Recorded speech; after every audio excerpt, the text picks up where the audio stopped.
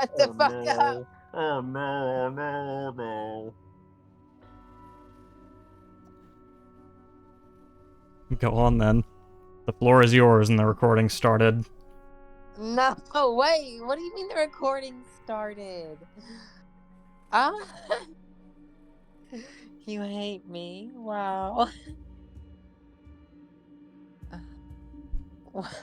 Well, hello everyone, and what the and welcome to the Plague Parable with your host Matarasu and the rest of us. And the rest of you, like you're all side characters. Hey Yeah, guys. you made it through. Hey guys. I mean, we are. This is your channel. Yeah, but it's your story. Do you not understand? Without you guys, I would just be some asshole telling a parable. The Plague Parable with Matarasu and the other ones. Anyways. Hi guys, my name's Matarasu. I'm the Red Panda who puts these streams on, and I have a bunch of lovely, talented people joining me on this stream today. And I'd like to introduce you to all of them, starting with our boy Brian. Well, as you said, hi guys, I'm Brian. I'm playing the lovely sloth wizard who is known as Manuelo. And as far as I know, I'm slowly not losing my mind, even though like 15 different things happened in real life. Everything is totally fine, don't worry. Up next, we have fellow streamer Cosmo. Alright, hello everybody. I'm KosmoMitch. As Maddie said, I sometimes stream on my own Twitch channel here, KosmoMitch. But today I am playing Gabriel, the ferret druid, recently also turned warlock. Last week he made a pact with Verasta to help give him the strength to protect the people around him. As to why Verasta agreed to the pact, Gabriel's currently not really sure. But apparently he has people around him that he cares about, and people in this world that he cares about and wants Gabriel to protect. And finally, we have a beautiful fox, near to my own home and near to my own heart. Atropine Dreams, how you doing? I am alright. I am Atropine Dreams, playing Beatrix, our resident Vulpin rogue sorceress troublemaker. Trying desperately to keep her sanity amidst whatever keeps happening in this God's forsaken city.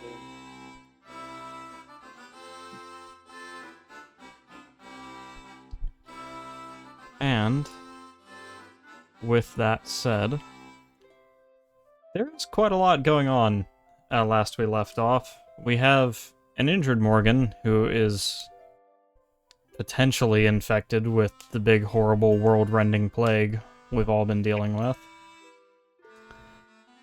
We have a returning guest, one Mr. Jin the Fablebreaker. And we have Manuelo getting noticed in more and more places as time goes on, having audience with a lead prosecutor who, you know, big map fellow. And apparently a huge fan of Manuelo personally. Leaving... We left off, Jin, who has just left after describing the workings of the Broken World to Gabriel. Now we have Gabriel, who I believe is still standing outside the medical building, yeah? Yes. As well as Manuelo and Beatrix, who I believe were inside? Yes. Okay. No. Well, after Jin leaves, I think I'm gonna look at the ring a bit confused again, but, go back in and try and get an update on Morgan's condition. Alright. As you head back inside the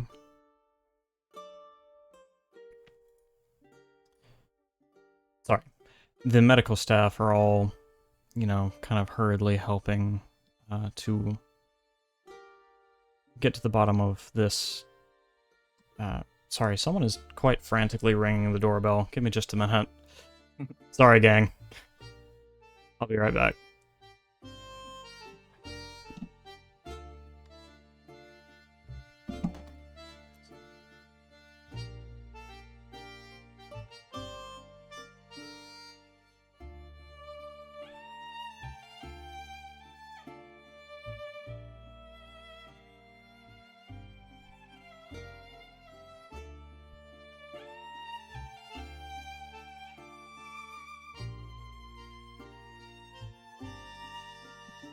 As we wait for the wild Matteo to return.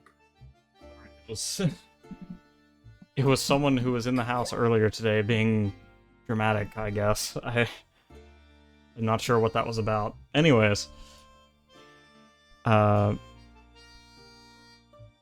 was I? Medical professionals, yes, all helping our good Morgan.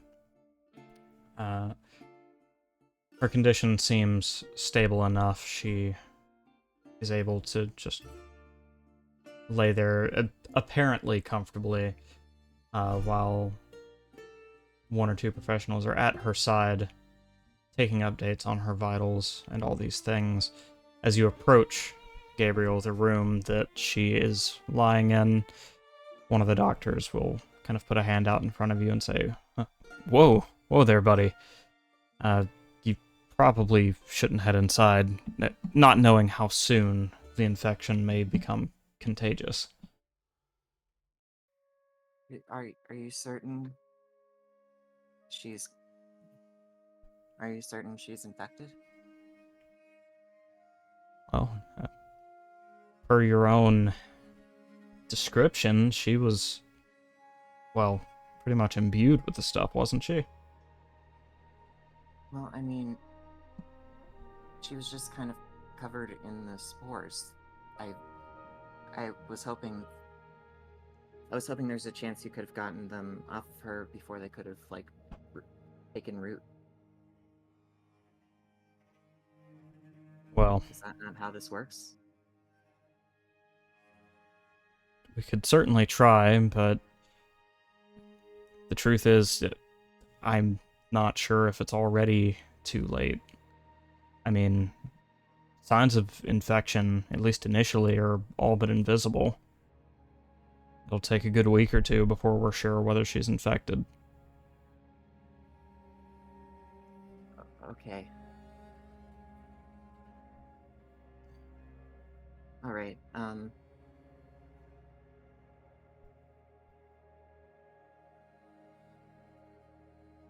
okay, well, if that's the case, so, hold on, give me a second. I'm trying to figure out what to say, how I want to say this.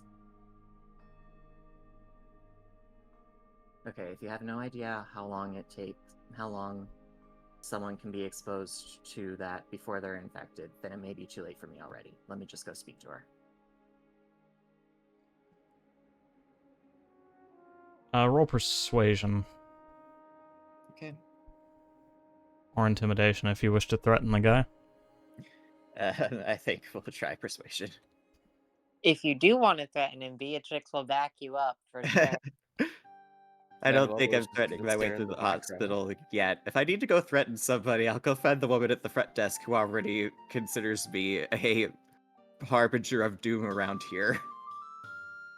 11? Alright. On an 11. The doctor shakes his head and says, in that case, it'd be a bit too late for all of us. But we can't be so broad in our strokes. There's a good chance you're not infected, so don't worry about it.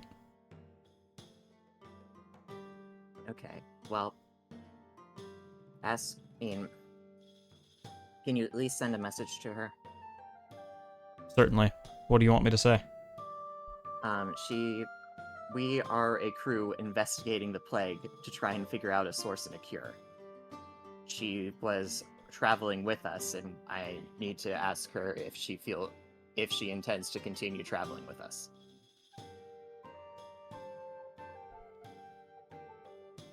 Or if she feels that if she intends to stay here, or what she thinks our next course of action should be, basically. He shrugs and says, "Alright, I guess I can do that." Alright, then I guess I'll turn around and walk away then. Alright.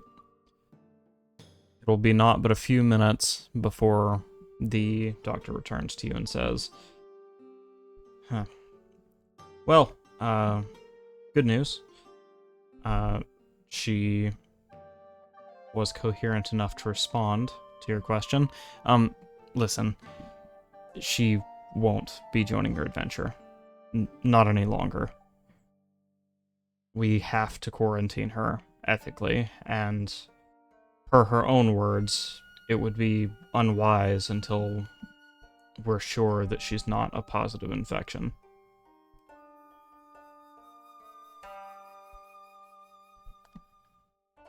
I'm gonna... my jaw's basically on the floor at this point. Do you have any idea how long that would take? Only the figure I gave you before, a week or two. I'm gonna look back over at the others concerned. Beatrix, Manuela. Bro, we ain't got a week. Fuck, we ain't got a week. Manuel is just going to look at Beatrix before nodding. We've been in this shithole long enough. I'm ready to leave. I guess I'll look back up at the guy. Okay, well, thank you for that information.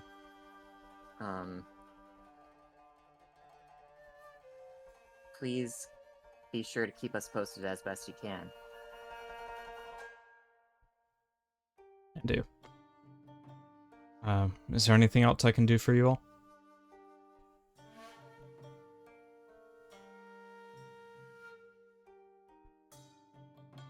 Gabriel's definitely taking, like, several frustrated deep breaths.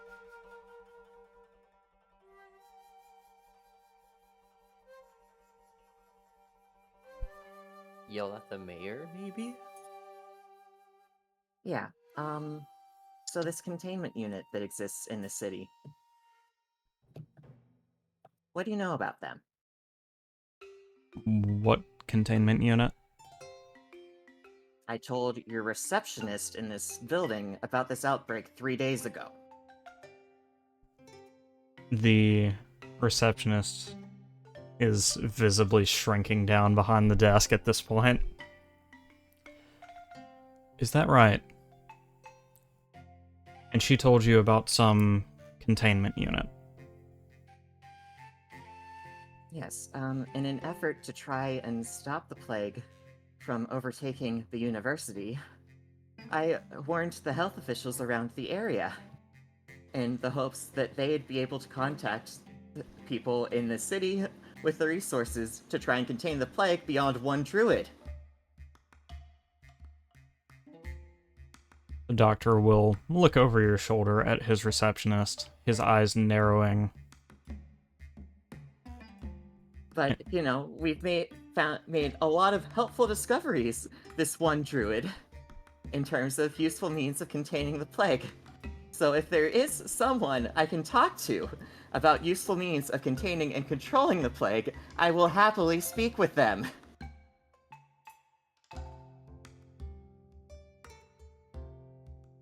Very well. While I get to the bottom of my coworkers, I don't even know what to call this. Ineptitude? Yes. While I get to the bottom of that, I think it's best that you speak with Baron Lewis. He's going to be head of this particular section of Arloris. Sorry, not Arloris, the Trade League. And he oversees the government of Arloris as it exists. If you need something done, you'll need to speak to him. Alright, well, thank you. I appreciate it. And Gabriel's gonna walk over to that reception bell that he rang earlier and kind of just hold it in his hands for a second. Do you have any idea when I'd be able to speak to him? Well, I imagine you could still find him at, well, what we affectionately call City Hall, but is more like just the Baron's mansion. But one wonders if you'll be able to get a hold of him. Today is the day of the Patriarch, after all. Alright. Is there someone I could talk to maybe schedule a meeting tomorrow? He shrugs. I'm not aware of any of his underlings. Sorry. Alright, well, it's something to note. Thank you very much for your time. And I'm just gonna take this bell and slam it against the nearest wall, however far a throw that is. The receptionist lady gasps and ducks into a back room. Beatrix Right. nods approval. Baron, what's his face? Understood. And I'm gonna look over at Beatrix. I'm assuming you don't want to be involved? Yeah, this yeah, no. You have fun though. Enjoy. No. Alright. Try and see what you can find out while you're here. Hopefully they have some sort of treatment plan figured out, and if not, then maybe we can still learn something about how they're dealing with the infected. Morgan, I'm sorry. Gabriel whispers under his breath. But he is probably still visibly seething as he starts to head out to go find Aelia and Capper. Manuel is just like patting your back as you walk out.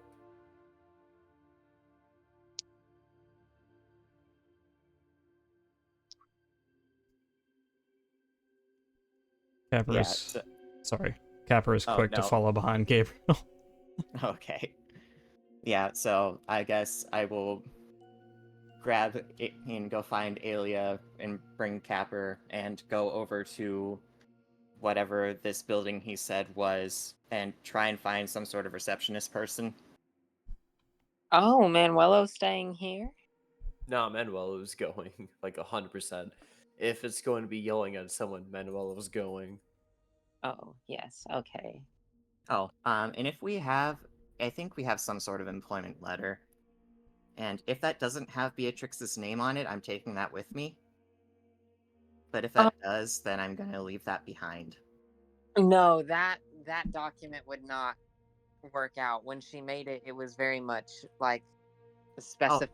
They were like inspectors for like No, trade. not that. The one that we got, the one that the Alamance gave us. That says we're investigating the plague. Oh yeah, from the king and queen. Yeah. Oh, we should have that.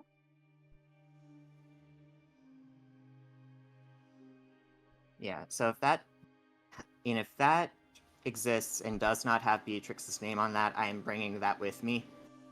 But if it does have Beatrix's name on it, then I'm not bothering with that.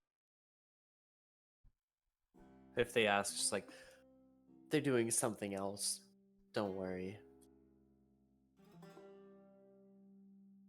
Yeah, y'all have fun with that.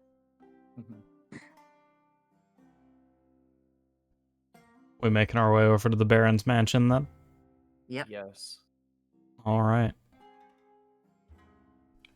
The streets are relatively quiet on this fine sunny day in Arloris. You make your way around to the large multi-tiered structure that has been visible since you first entered Arloris.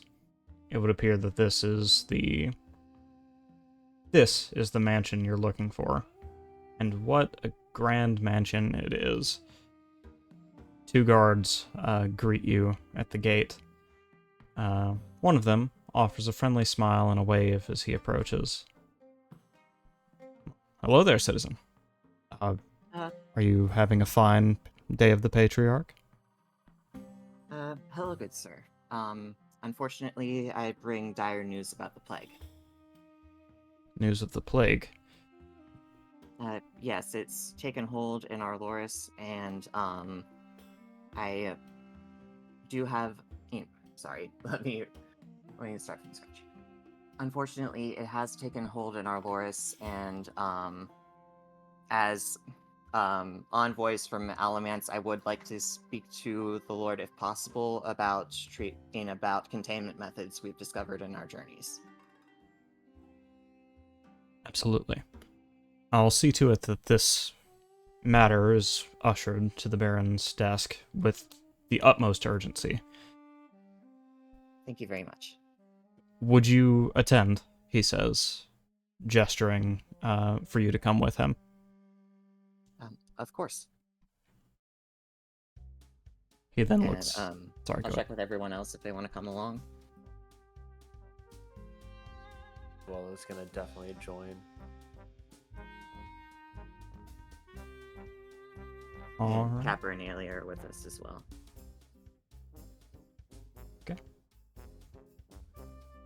Capper, Aelia, Manuelo, and Gabriel head into the mansion, and for all its posturing, it's not actually that lavish or expensive looking. It looks like any old keep you would find in a city of this size. That said, the grand central chamber is filled with advisors and guards, all enjoying a feast for this relatively small local holiday. And at the head, on a large Grandois throne, sits an, in contrast, quite small raccoon fellow, his chin propped up on his fist. The guard will lead you past all the party goers to the Baron himself, give a polite nod and a bow. Baron Lewis, if I may interrupt. The raccoon kind of tilts his head. We've ambassadors to... I'm sorry, Alamance? He says, looking at Gabriel. Yes, and I will show him the letter. Very good. Who have come to speak on the matter of the plague. Very well then. Let them speak.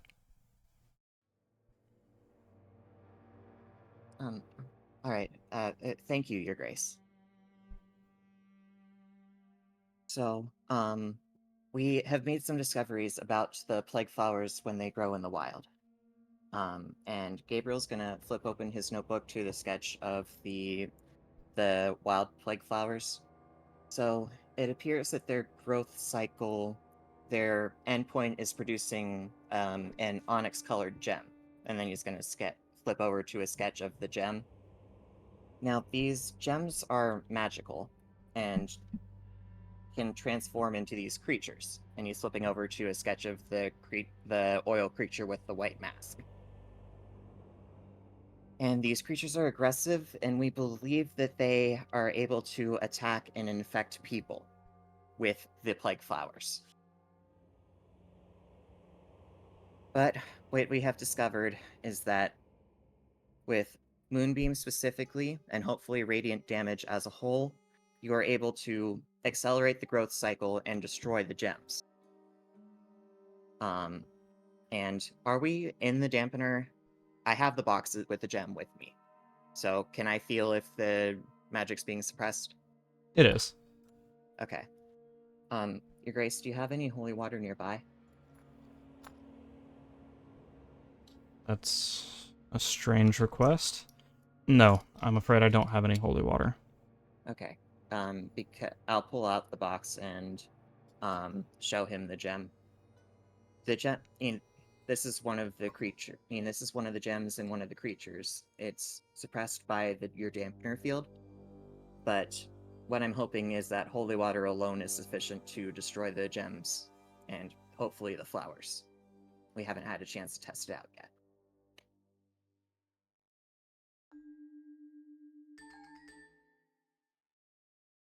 And then I'll close the box and put it away for a second.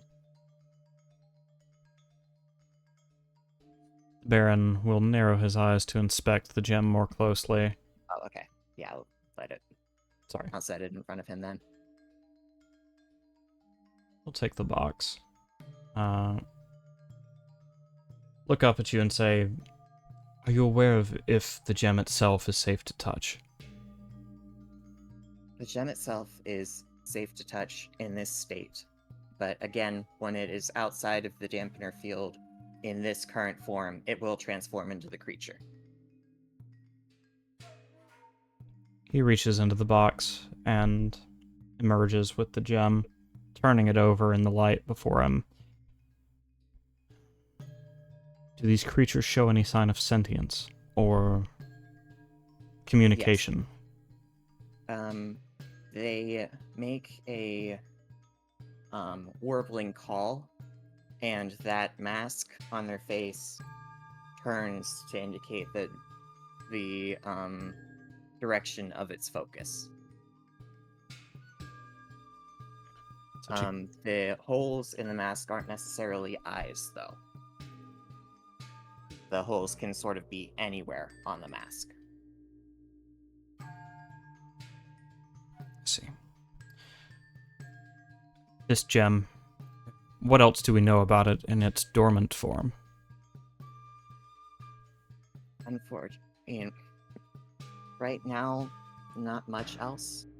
It does require physical space to expand out into the creature. So, while contained in this box, even outside of the dampener field, it cannot fully expand into the creature form.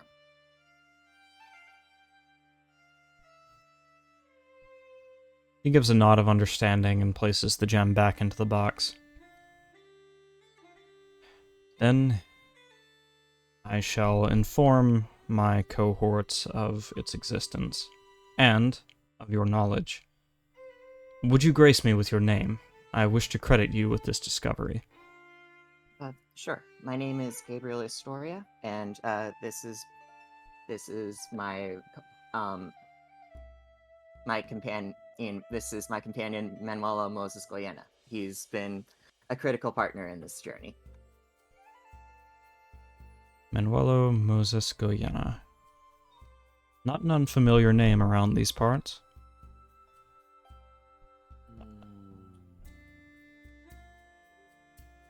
I should be honored to be meeting you in person.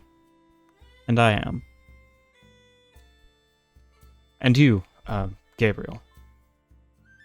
Is your name not familiar to me as well?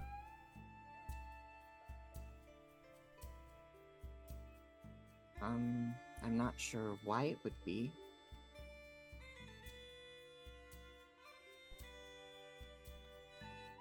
Could I beg your pardon, might I hear your surname? Once more. Astoria. He's gonna roll history. Oh no.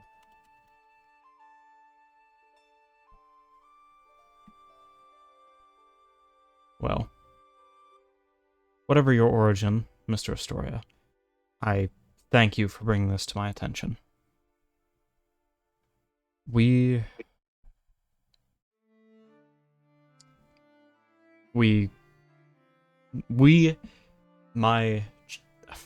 Sorry, 1 second. My council and the people of Arloris are in your debt. If you don't mind, sir, there is some unfortunate news to go with this. Do tell. Well, we made this discovery while addressing an outbreak on the university campus. I see. So, Are there Sorry, go ahead. So I'm gonna describe the general layout of the general location of the storage shed, and say that there were some flowers growing out of that area, and upon clearing out that area, we discovered an underground tunnel system, and started clearing out the tunnel system. And on our way through there, we encountered a large area with far more flowers than one druid could handle, and what I guess was a reanimated dragonborn, overtaken by oily tendrils, and we had to flee the area. Sounds like a dangerous beast to be left alone on the campus. Yeah. You'll definitely need to send some additional forces down there to deal with it. Are there any known infected? One of our guides was attacked. One of our crew was attacked by that dragonborn and is in the hospital right now. Likely infected, but time will tell. Is this guide dear to you? Yes. Then I shall grant them this mercy. I will need you to choose whether they are to be executed or expelled. They will not stay in our Loris.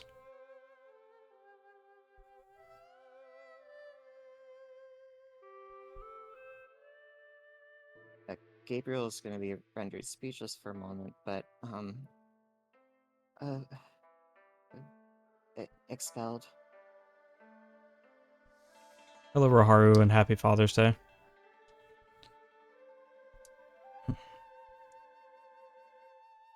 An understandable choice. He will look up to the guard. Then, might I trust that you will follow these two, he says. Or sorry, these four, he says, gesturing at the breadth of your party, to determine the location of this guide and see them escorted out of our Loris. Peacefully, if you will. Yes, sir.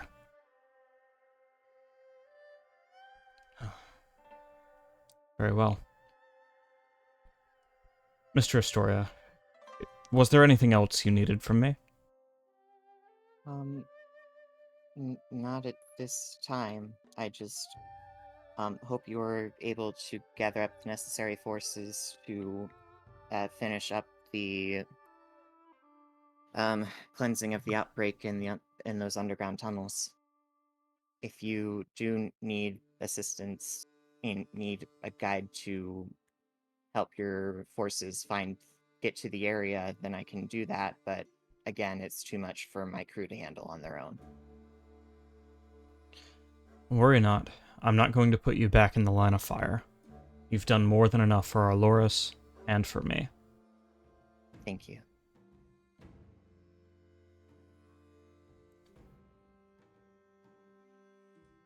I wish you a very pleasant and bountiful Day of the Patriarch.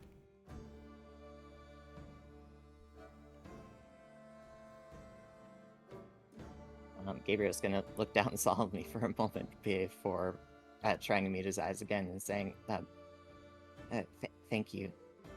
You too. All Manuel is gonna do is just wave.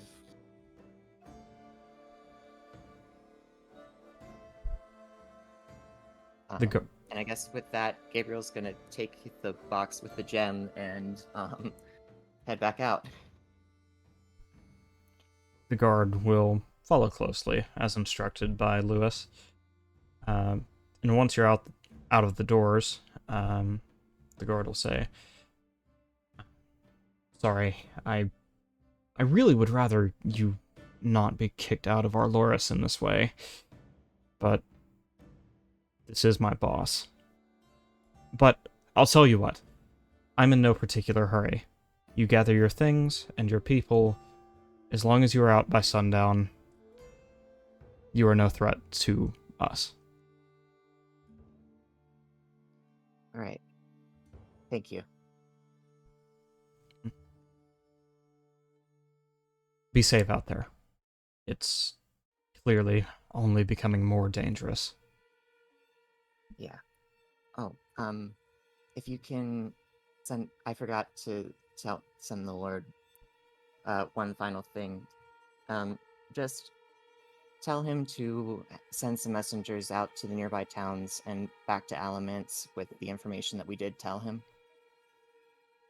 We're not going to be able to send the message far and wide. We have to stay focused on finding the source.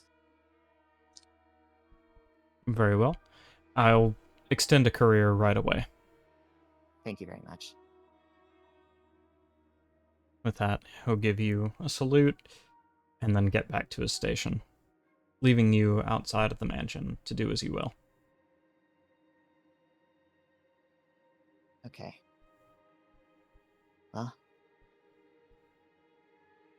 I guess we're going to be keeping a close eye on Morgan. The plague is supposed to be a slow-moving process anyway, so...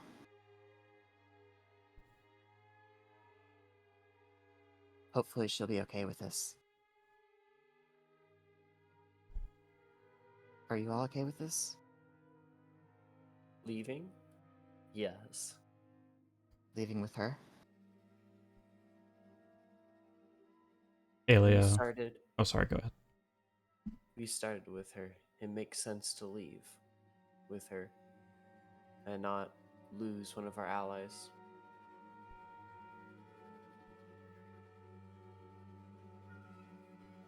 Aelia is visibly nervous at the prospect of traveling with someone who may be infected, but when asked,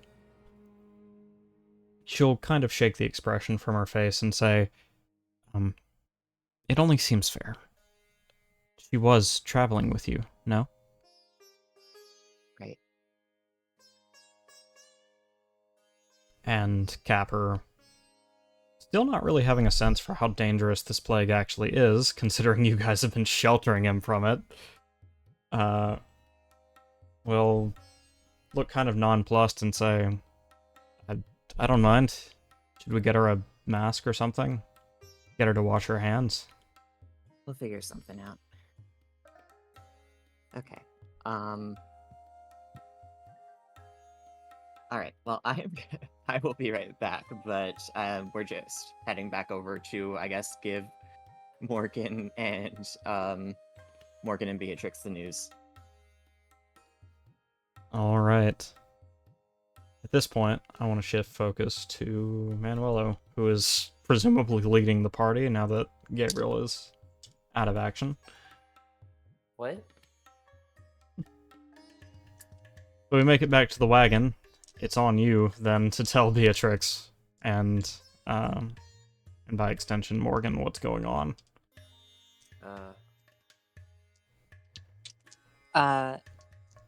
Beatrix wouldn't be at the wagon.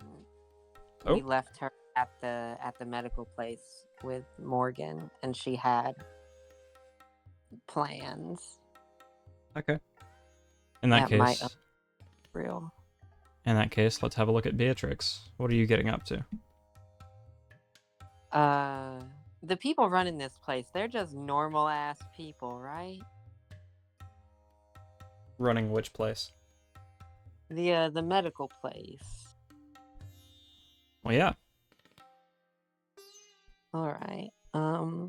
No crazy security or anything. I saw where they took Morgan back, right? Mm-hmm. All right.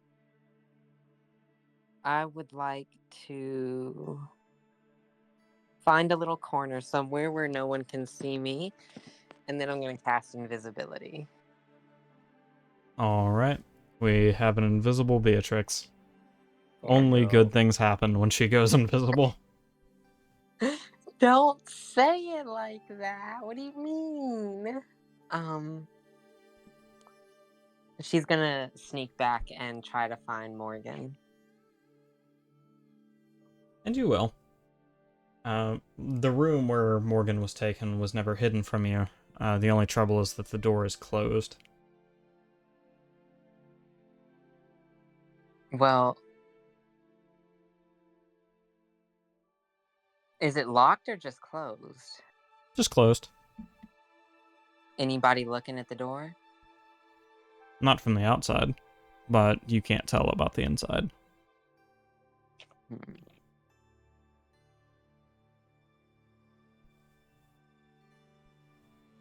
I would like to very gently open the door and then, like, just barely push it to open it up so I can slide in, make it look like, oh, maybe it just wasn't closed all the way, and like a draft blew it open if I can.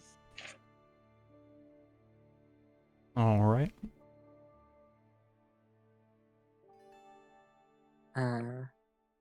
Once I get inside, is there anyone other than Morgan in there? No. Morgan is laying on her right side, staring blankly at a cup of water that's been set on the bedside table. Oh, she's awake. Yep. Oh, fantastic. Does the door lock? Yes. I'm gonna close and lock the door. Alright. I will then drop my invisibility. There's no windows, are there? It's like no one can see in from the outside. That's right. Yeah, so I'll drop my invisibility and walk over and be like, well, how are you holding up, Morgan? It's a strange feeling, to be sure. To know that there's a chance I'm going to die, and there's nothing I can do about this. This isn't what I had imagined for myself. I'm sure it's not. Especially given what we've learned recently about this plague, I can't imagine what you're experiencing. But no greater trouble clouds my mind in this moment than wondering what will become of me if the infection should persist. Will I become one of those things that attacked us on the road? Or worse, will I be a greater threat to you and to my people?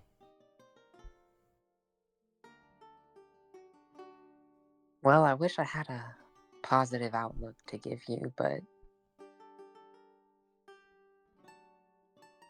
while nothing's guaranteed, it seems, unless you manage to hold out until we can find a cure, there's not going to be much we can do. Do you think you can hold out? I don't know what to gauge. The fog cast over my mind, or the ache that still lingers in my chest and neck. All of these things are unusual, but are they signs that the infection is progressing? How should I know?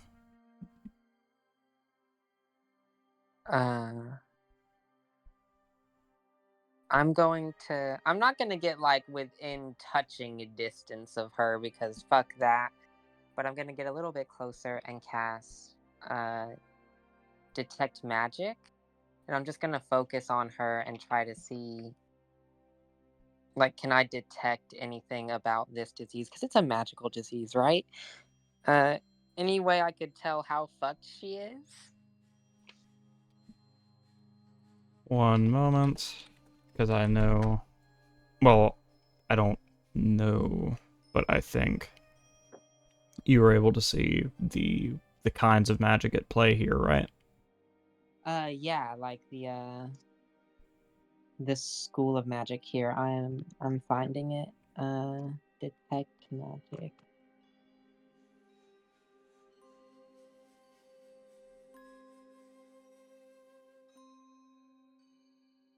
Detect magic. For the duration, you sense the presence of magic within 30 feet of you. If you sense magic in this way, you can use your action to see a faint aura around any visible creatures or objects in the area that bear magic, and you learn its school of magic, if any.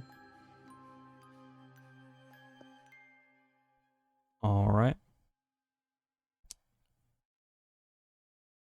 From the spot where she was struck by the spores, sorry, you detect a pretty healthy presence of illusion magic.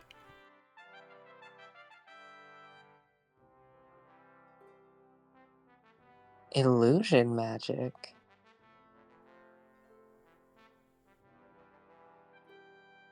That's strange.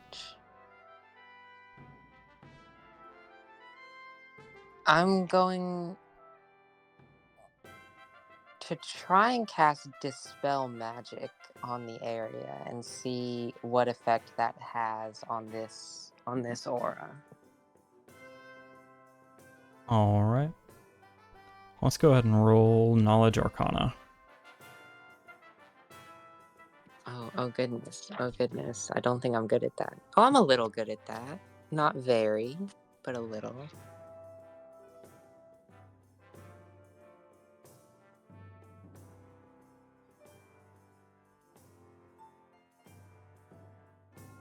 $22. All right.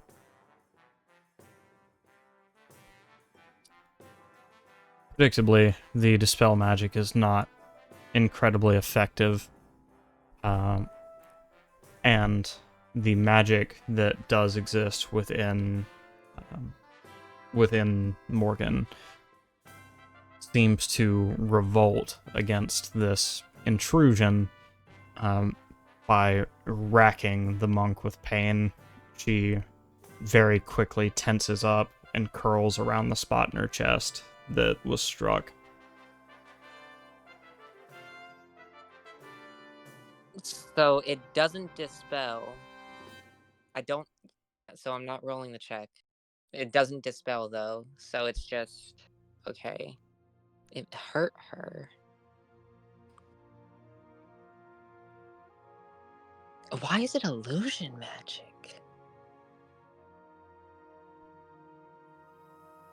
At this point, she's going to look very confused and look at Morgan and say, I'm sorry for the pain, but this is confusing. The area you were injured has a strong aura of illusion magic. I tried to dispel it, and, well, you felt the results.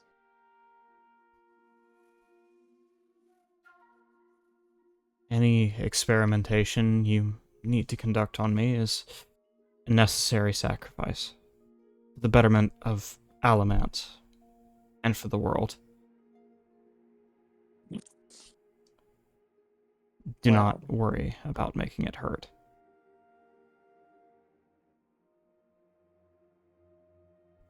well, while I appreciate your enthusiasm for scientific discovery, I unfortunately don't have much else I can try here. That was really my only trick.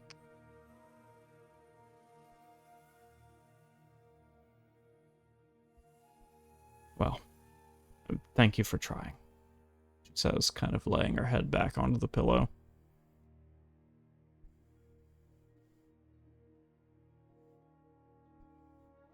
So, given where everything stands, what are you going to do?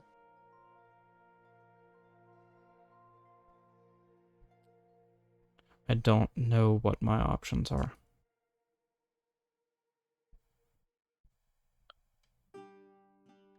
Well, I suppose that's for you to decide.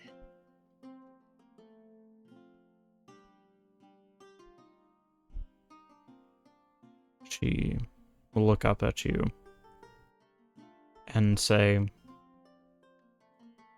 is it, to your mind, better. That I should not allow myself to succumb to this disease and to become a bigger threat to you and to my world, or that I should wait and hope that nothing comes of this.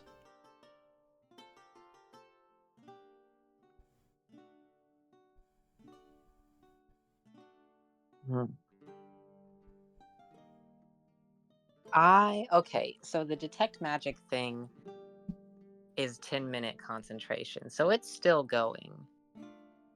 Can I roll any other checks or anything to examine this and like see how much like immediate danger she is in? Like, I don't know. I want to give her advice, but I'm so thrown off by the fact that it's illusion magic apparently. I feel like I need more information before I can tell her what she should do. Would you like to roll Arcana? Ooh, again, let's see if I can get another high roll. Let's go. Fingers crossed. Welcome back, Gabriel. No, I cannot. God damn it. You search and search your mind and your past for any inkling as to why this has come about, but you return with nothing. It is about this time that Manuelo would be returning with Gabriel, Capper, and Alia in tow to the medical building. And since Manuelo has not had the spotlight in a while, Manuelo, what you doing? Well, Manuelo's holding his head kind of low. Also kind of excited for the fact that things like, hey, we get to leave. All right. He's gonna turn and look at Beatrix. Well, no, we just got back to the hospital, so there's no guarantee. Yeah, Beatrix is in a locked room. Yeah. Manuel is just gonna go up to the front desk and ask, is it possible if I can see my friend? As you begin approaching the front desk, the receptionist sheepishly waves at you, but then seeing Gabriel also approaching, attempts to duck into the back room once more. So, upon seeing that, I'm just gonna go ahead and push the door open. And well, I think we're probably good to go. The door is locked. I'm gonna slither under the wild shape and slither under the door and unlock it from the other side. Ah, okay then. On the other side I'm done with these people. on the other side of the door, you find Beatrix and Morgan in the midst of a pretty deep conversation. Yeah, Beatrix jumps a little at the snake coming in through the door and then turning into Gabriel, and she's like, fuck, Gabriel, what? Have you heard of knocking? Listen. It's been a long day. Alright, Morgan, are you doing okay? This is after he's unlocked the door and let everyone through. This now very crowded small hospital room. Morgan will shrug and say, it's hard to tell if I'm doing okay. I feel no worse than I felt after a long battle. But the ache remains, lingers in my chest and throat. Okay, well, we talked to the city and, I talked to the city about the outbreak and,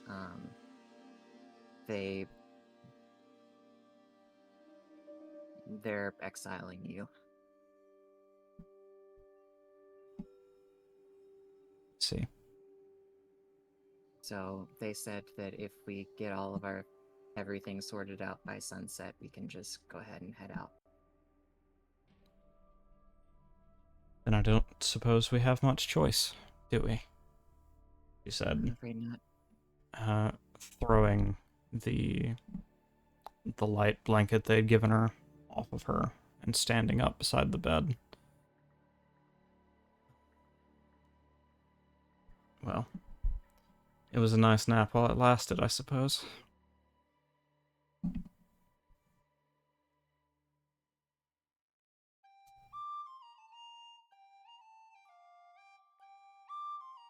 figure this out, I promise.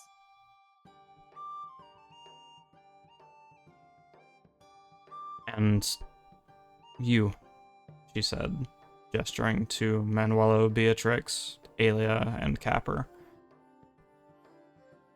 is... I had not intended to travel with you and to endanger you further, but it would bring me great comfort to know that I won't be alone as I leave Arloris, if you could grant me this.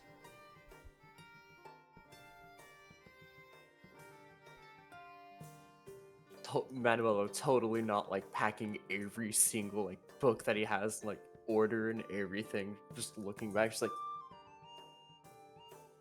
totally. Beatrix just like silently nods, like, yeah, we're good. Capper and Alia will give lukewarm versions of the same responses they gave Gabriel earlier. And with that, the agreement is made. It seems Morgan will continue to follow you for now. Yeah, I guess the shopping will happen then. I did have a couple things I wanted to do with, like, I guess Capper and Alia before we do leave for sunset. Alright. Well, I guess probably one with the collective first. So I am gonna, like, go purchase a bottle of a flask of holy water and gather everyone around in the dampener. I mean, while we're in the dampener field, gather everyone around the box in the gem. And then have everyone ready a dagger or some sort of weapon before opening the box and dumping the holy water on the gem to see how it responds. Alright. As the water pours over the gem, there is no indication that it's had any noticeable effect. Okay, so holy water alone isn't enough to destroy the gems, at least. Darn it. Then he'll kind of close the box in frustration and put it back in his bag.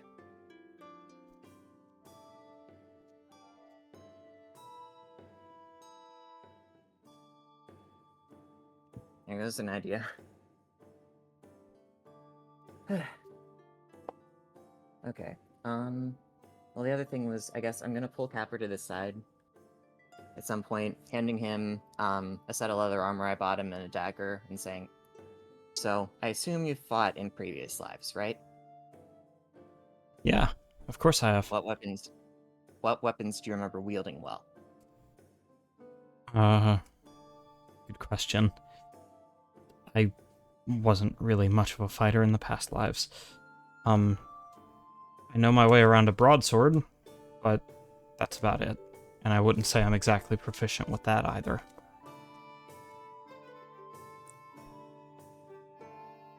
Okay, well, I guess we'll stick with the dagger for now then. He nods and takes the dagger, running a finger along its blade to get a feel for its sharpness. But try to refresh your memory as we go. And if you do think of anything as we get into towns, let me know, and we'll see what we can get our hands on.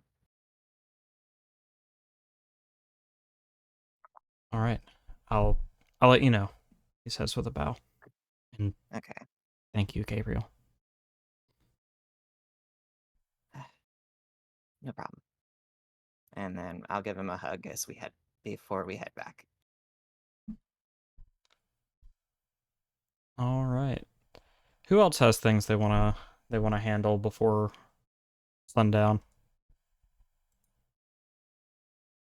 Well, it's just gonna make a quick map of like the underground, how they went through it and everything, along with just making a map of the town as far as they did before just like putting it into his bag. All right.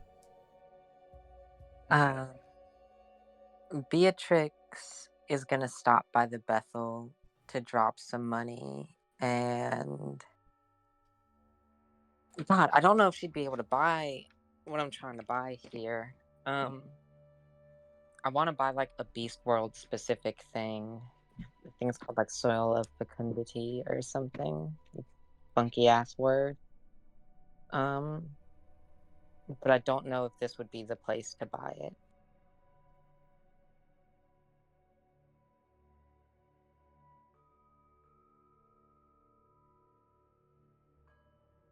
Could you say the name of that thing again? Hold on, I'm looking for it. I think it's like Soil of Fecundity.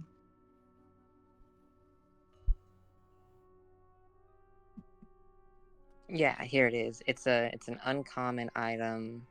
Specks of emerald dust glitter within this 10-pound bag of soil, which ensures outstanding crop yield when mixed into a field up to 1 acre.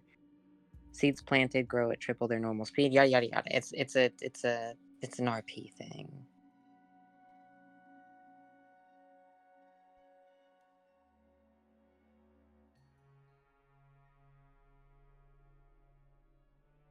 All right. Given that this is a not super common magic item, and one that it's in high demand from, of course, farmers and other people growing crops for what have you, it is going to be quite rare, even in a place like Arloris, for a civilian to get their hands on. The price normally ranges from 250 gold pieces to about 400.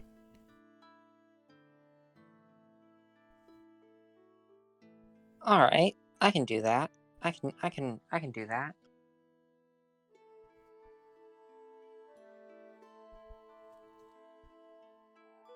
All right. So, while you're unable to find any at the Bethel, there are a few shops where you can find magic imbued objects and materials here and there. Would you like to check any of those?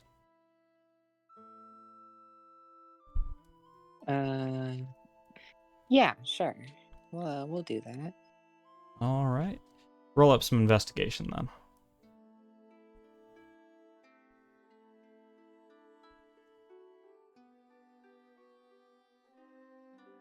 All right. What's my investigation again?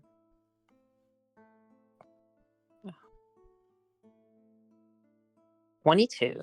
Nice. Ooh. It's not long before you find a friendly farmer fellow who is trading in Soil of Fecundity.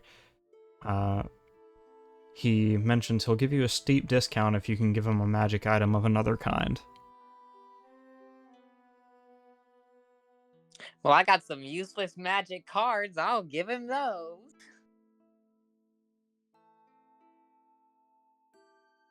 He has a look at the cards. Just kind of shuffling them around in one hand, looking over their blank faces and seeing his own appear in the odd one.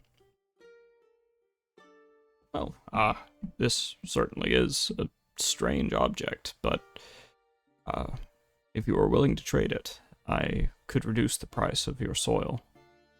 How does 50 gold sound? That's all I have to pay for it is 50 gold? And the cards. Oh, and the cards. Yeah, sounds fucking fantastic to me. He will hand you he'll hand you the soil of fecundity in a small pouch and say, "Then it is a pleasure to do business with you."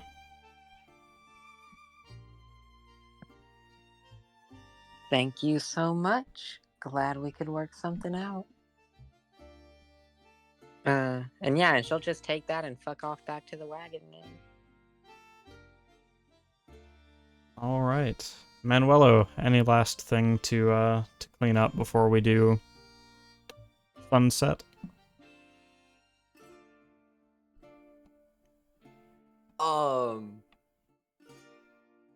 So I just want to verify real quickly. The scrying sensor from the ring was destroyed, right? That's right.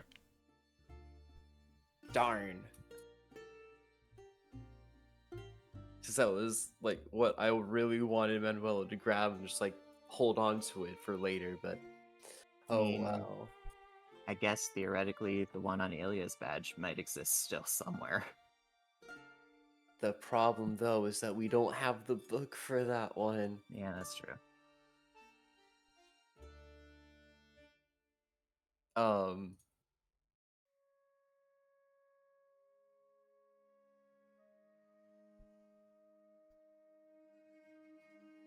Yeah, I've got nothing else. And finally, we return to Gabriel. Okay, so he was going to the blacksmiths and weapon shops and whatever to pick up the moon sickle and the two bird sling that we had talked about before. And also to grab a scimitar and a shield and I think a club, whatever, basically the supplies and such. But I did want to like briefly talk to Aelia before we officially head out. All right. Do you want to do this So- at one of those markets or elsewhere? Probably just like right before we agree to head out, so she has a final chance to back out of this. Okay. So, I guess I'll find Aelia as she's finishing uploading her things. So, Aelia, you're positive you want to do this? To go with you all? Yeah. Well, it's not very well as though I can stay in Arloris, and until I'm able to return to Aurea, I would be traveling alone. I Okay. feel like it is best for me to follow you. Besides, All right. sorry. Oh no, she can keep going. Besides, you've been quite kind to me, Gabriel, she says, reaching for your hand. I guess I'll take it. She gives you a warm smile. It would be nice to travel with you a bit longer, I think. Yeah, Gabriel will grin. Well, I'm glad you feel that way. I'm just worried that I just want to make sure you know what you've signed up for. And he's gonna reach into his pocket and hand her a dagger. This isn't really gonna be much of a pleasure cruise.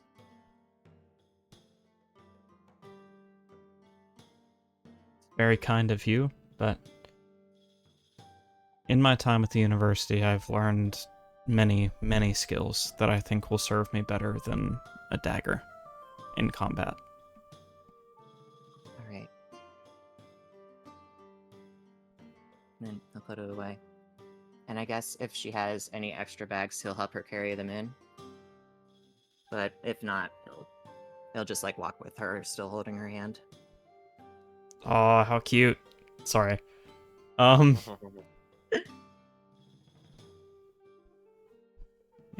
uh, she will gratefully get to work putting her things away into the wagon and kind of travel alongside you wherever it is you go for the rest of your stay.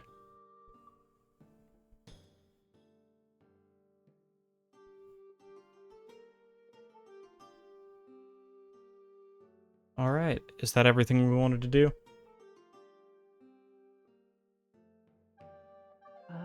Yeah, I think so. Yeah, that's everything that I had planned. Beatrix? Oh, For okay. me. Oh, I did pick up 2 more flasks of holy water before we left, All right. even if they aren't useful for the gems. I've got to start using them on. They have to be useful for something. All right. Soon enough, the clock strikes 6:30 and the sun begins to set on the horizon above the waves of the ocean outside of Arloris. Morgan has prepared the wagon to leave, and this is about the time the guard would come to check up on you. Well, just to clarify, we aren't about to immediately leave the trade league and need to, like, make the exchange for our notes, are we?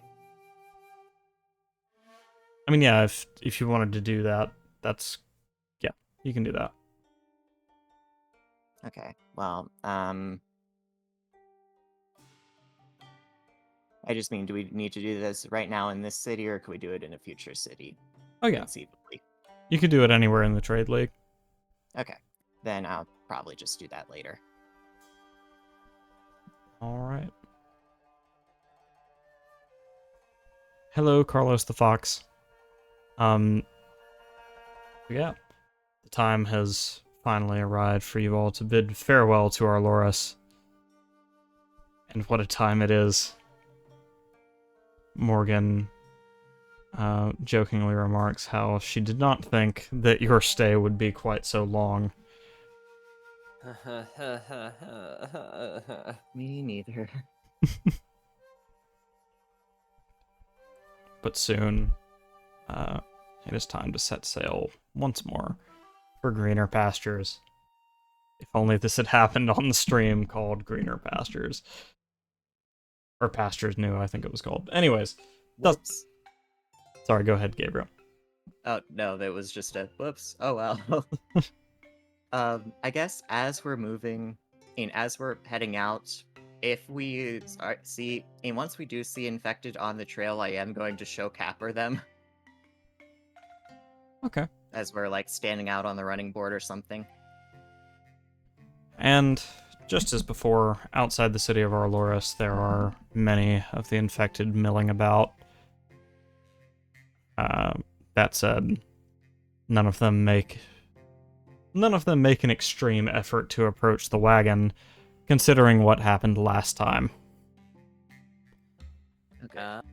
They are smart.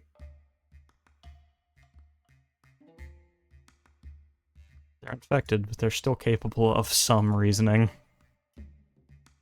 I was thinking we're gonna execute them again, but okay.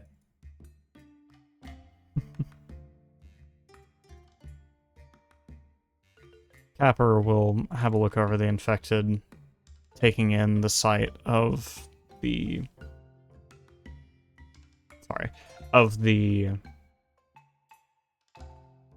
pustules that grow along their sides and backs, and say, wow, this is truly some body horror nonsense. Is this normal? No? I mean it's... for the plague, dummy. Yes. This is what the infected end up looking like at various stages. At some point, they might turn into what we ended up seeing with the Dragonborn down in the Undermarket. But we don't know yet what the final stages look like.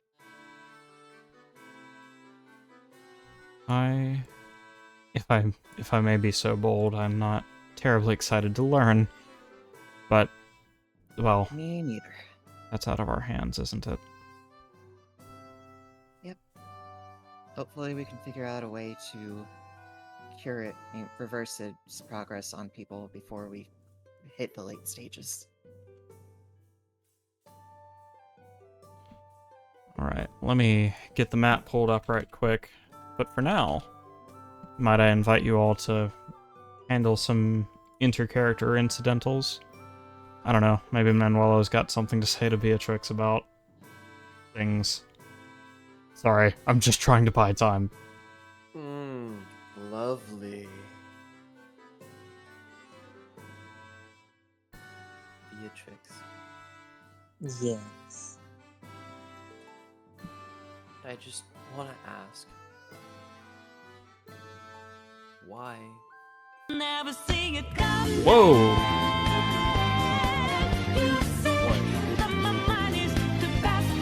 Games and Tea, thank you so much for the raid. Ah, music scared me. Oh, how you guys doing? Welcome in, Raiders.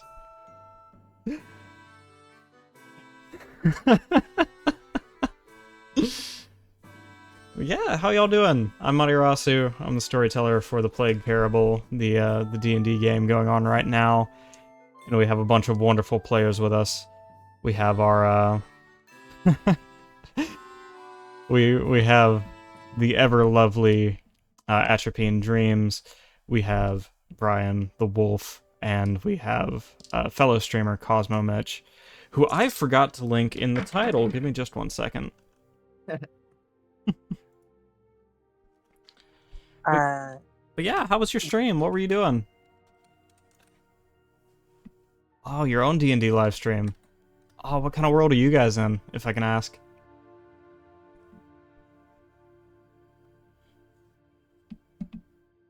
Homebrew campaign and world. Oh, I bet it's fun. Let's check Hopefully that out. lighthearted and silly.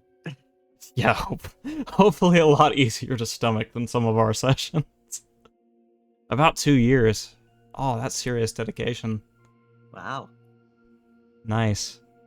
Well, thank you so much for the raid, and thank you welcome in, Raiders. Thank you for stopping by. Let me see. For my end, can I get a shout out? Could you try to do that shout out, baby? Yeah, I got it. / shout out, and then Games and Tea. Ah, thank you for the follow. Oh, you're big number 150. Hey, we've got our 150th follower. Thank you, Games and Tea. Woohoo. Yay. So happy. So happy. Alright, Cosmo's name should be in the title. Now, hopefully I can finish setting up the map while you guys have your conversation. Hold on. Did it do that shout out 3 times for everyone or just for me? I think just for you? Yeah, Not sure. I just see the one. Okay, I was just checking. Because, yeah, I got 3 fucking shout out messages in my chat. Oh, I'm sorry. No, that's all good. Just checking. Alright. Get this set up properly. Sorry, Manuela, continue what you were saying. Didn't mean to interrupt. No, it's alright. But why did you have to kill them? Them is so vague, Manuelo. You're gonna need to be a little bit more specific if you want detail. The pirates. Why'd you have to kill that one? Because he was threatening me, and he knew things about me, and it would just be easier for all of us if I handled the problem before it got out of hand, you know?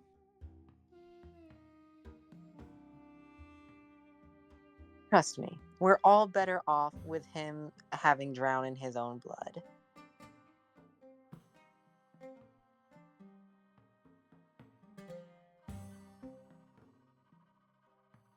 Alright, let me get you guys moved over to the map screen proper.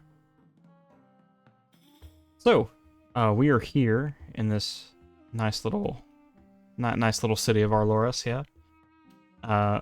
The exit that you guys have taken travels eastward back into the Vincitri Prairie. And I'm curious, where are we headed next? We could head to the group of islands where we believe that big bad man who can control the infection is currently residing, or we could travel to Morgan's old stomping grounds. I leave the choice up to you guys. So, for logistical basically, we'd be searching for a needle in a haystack if we tried to just sail and hope for the right island. So we're gonna have to go to Morgan's stomping grounds. Alright. Let me give you a sense Yeah. of scale here. Yeah, and especially with Gabriel's sailing in sea legs, we need to know a specific island. Alright. Oh yeah, because isn't he gonna be fucking Seasick the entire time. time? So just to, Oh no. Sorry, keep going. so to handle the logistical side of things, you guys are headed to Bay's Head Mountain to the monastery at Glimmerpool. That's a week or two of travel just to get to the Great Bridge, which you cross to get into Batyan. And then from there, it is super rough terrain to get to the monastery itself. If you make really, really good time, that might be 15, 16 days.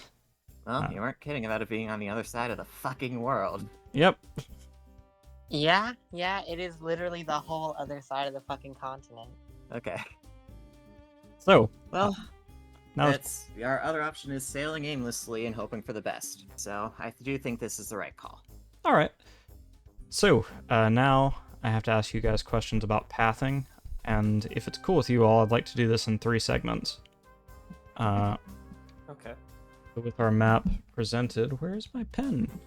Oh no, Not the pen. my drawing tablet pen, where'd it go? Oh heck. Oh, there it is. Hello. Little does he know that I hid the pen so that the session would struggle to run smoothly.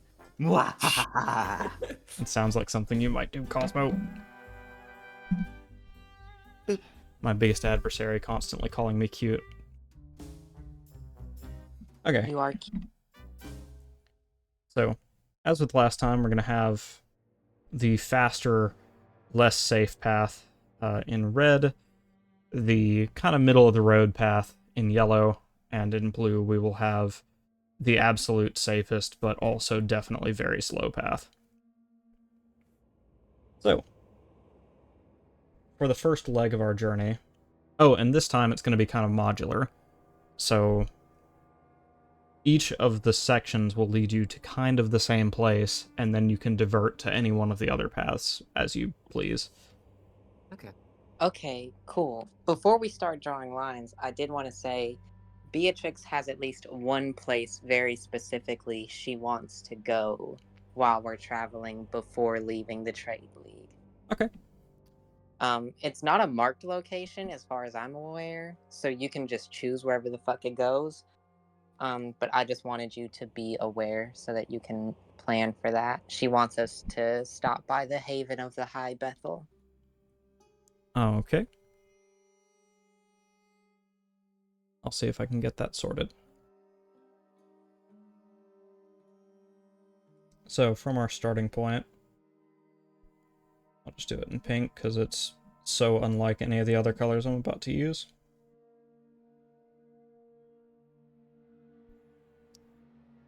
Our yellow path will be just back the way we came, through the mountains, into the area of the Monster Meadow. Our more dangerous, but arguably faster path is going to be a cut straight through the mountains and the forest of Lux End. And the blue path that will keep you safe and out of rough terrain is going to be making your way through the different areas of the Trade League southward, and then curving up towards Monster Meadow. And on this path, there are a lot of places you could get stopped at. This includes, various cities, townships, and just locations of interest. But for our first leg of this 3-leg journey, what's the party thinking? Well, I feel like it probably makes the most sense for us to find your specific place on the blue path. Yeah, I was gonna say, I imagine the place that she's wanting to go is probably somewhere along the blue path. Yeah, and from my perspective, I do want to find as many civilians as possible to tell about how to fight back the plants in the wild, fight back the plants. Yeah, and we won't be in cities, so the risk, like the dangers, are relatively minimized. Um, so yeah, unless anyone is just very hardcore on "fuck you, Beatrix," we're not taking this detour. Yeah, I mean, as long as you're okay with more places where you could be recognized. Yeah, that is a risk that she's taking, and she's aware of it. But again, we're mostly on the road. She doesn't have to go out and interact with a ton of people, and she can always, she doesn't have great disguises, but she can always disguise herself a bit and hope that it works out. It's been working so far, and this was fucking Arloris. If it worked here, it's gonna work in bumfuck nowhere. Oh, we're going with the New York, New York. If you can make it here, you can make it anywhere.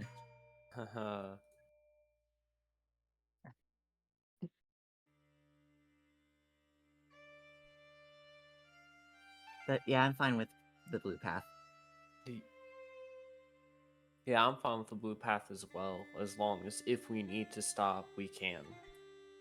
Yeah.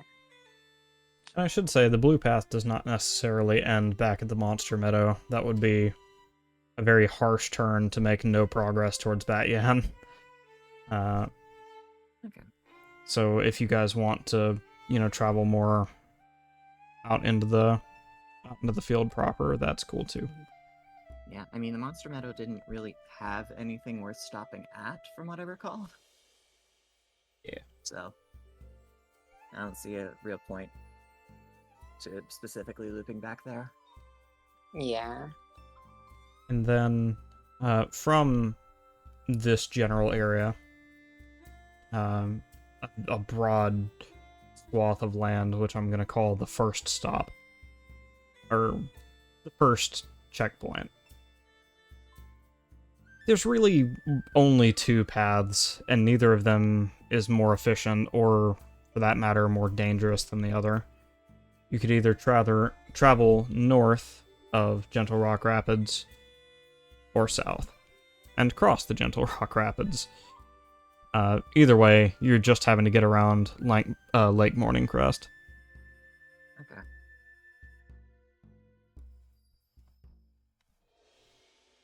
But Yeah. we can decide that closer to time.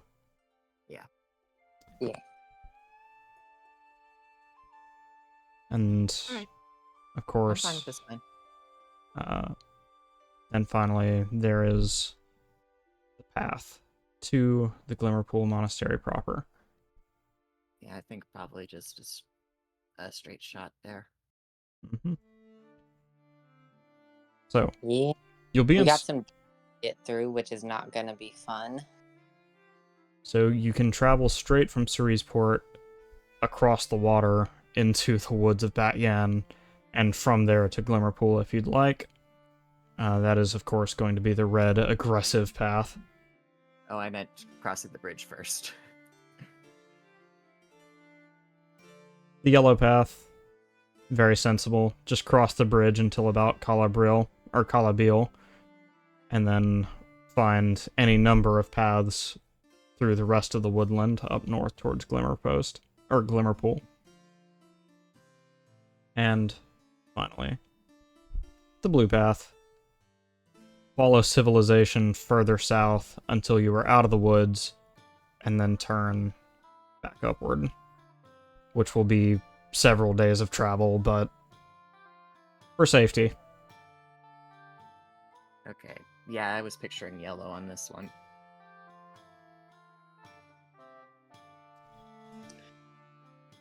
Yeah, probably. Yeah. We could Especially go since from blue involves crossing through the desert for several days. Yeah. Well, what I was thinking, instead of going on the red path that you drew, Maddie, we could get a ship and go up to that coastal town in Batian and then follow the northern coast and then come south. That way we avoid having to deal with the desert at all. Oh, that's true. I just want to apologize for any background noises y'all are about to start hearing from me because it's now raining and there's lightning. Oh no, I thought I caught a hint of that. I didn't notice. So, what you're imagining then, well, overshot it, whoops, is this path.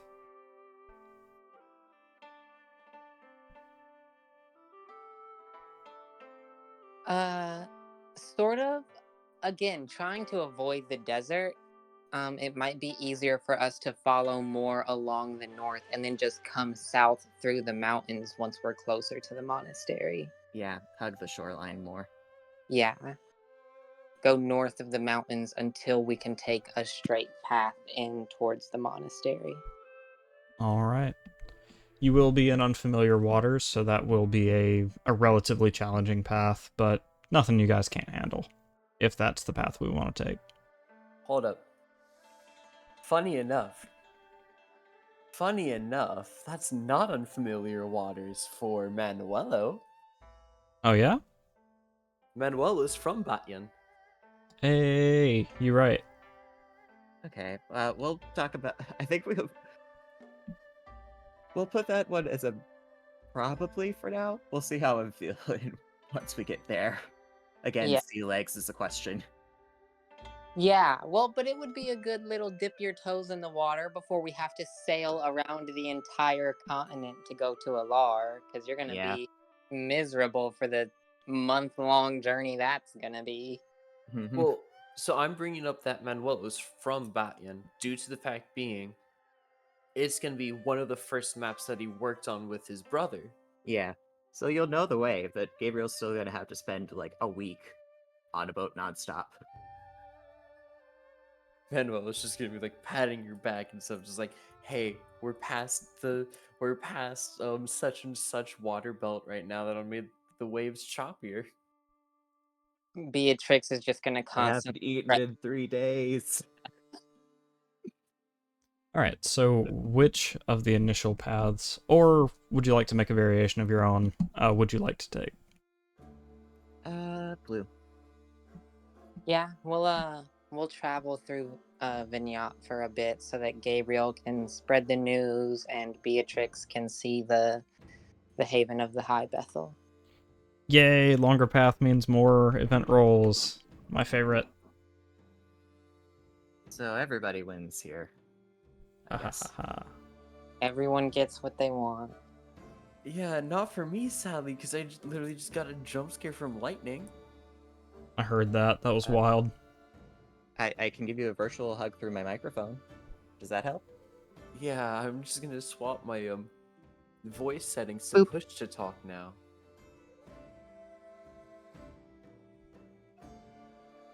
All right. So the path is set. Now the question is, beyond that, is once you're out of the Vincitri Prairie, where many infected beasts are gathered, you come upon the Dusk Ward, the K that basically serves as the split of the river that runs south of Vincitri Prairie, but north of the other river, Crystal Monte. Do you wish to ford this river, or to spend some time finding another way around? How deep is the river? if necessary, I'll get out and check it in detail. All right. At its deepest point, the wagon is about 4 feet. Or sorry, the river is about 4 feet deep. Okay. How about its shallowest? At its shallowest point, that is Yeah, I'm willing to go 100 yards in either direction right now. okay. In the shallower bits, it gets as deep as 1.5, 2 feet. Not great. Is the bottom just mud, silt, or is it rock? Silt. Okay, so yeah, the wagon will sink the moment it gets in there. Yeah. Okay. Beatrix is gonna look at Alia and be like, "Well, Ice Lady." You cut out very badly. Could you say that again? She just looks at Alia and is like, "Well, Ice Lady, can you help us out?" Oh, is it safe to assume we've had a long rest Uh, since our fight? oh yeah, of course. Okay. Have we? Just- I thought it was the evening of. I mean, yeah, it is. Sorry. Oh, okay. Never mind. I have nothing but first level spell slots right now. Ali Freyflug, I'm sorry. None of the toss a coin or roll the d20 redeems will work right now. But I appreciate you trying. Wait, it hasn't been a long rest? It has not. Drat. What do I have on hand then that could be useful?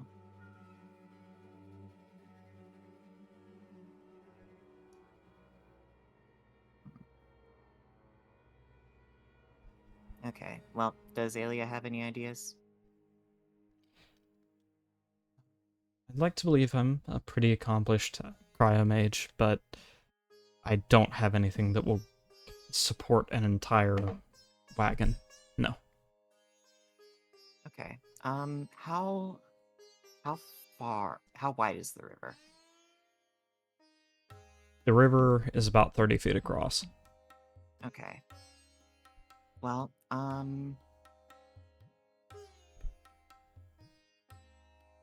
okay, so at 100 yards on either side.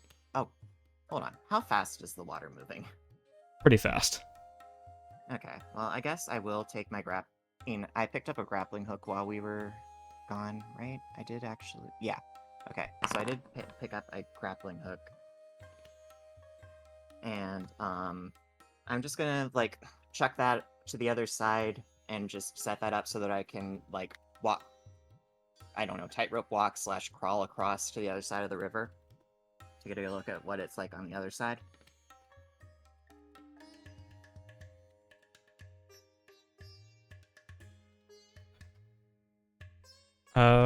Okay. Heading across the river to see what it's like on the other side. Yep. Across the river from you is a shallow embankment that will lead up to the other side of the Dusk Ward. In this area, in fact, from here, it is so clear that you can see the Crystal Monte and the land bridge several hundred meters away. Okay, well, seeing the land bridge, I will direct our wagon that direction.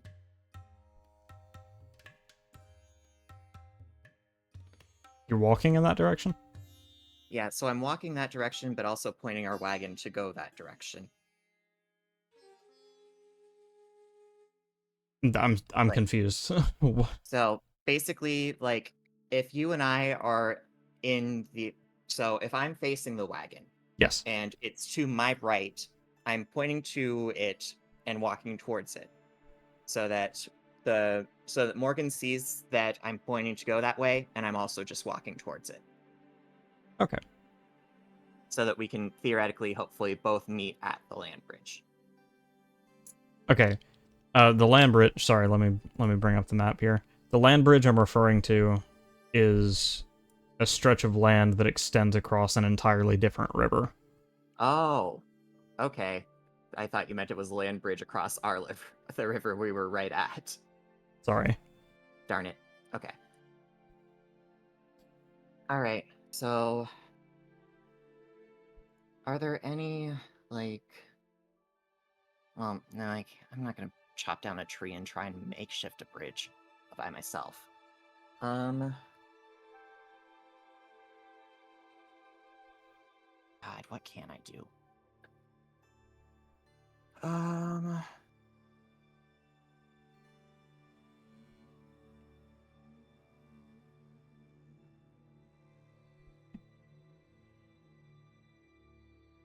Alright, if I go... So... If I go towards the shallow end, and probably 100 meters further, like further away, is there anything of note that direction? In the direction of the mountain range...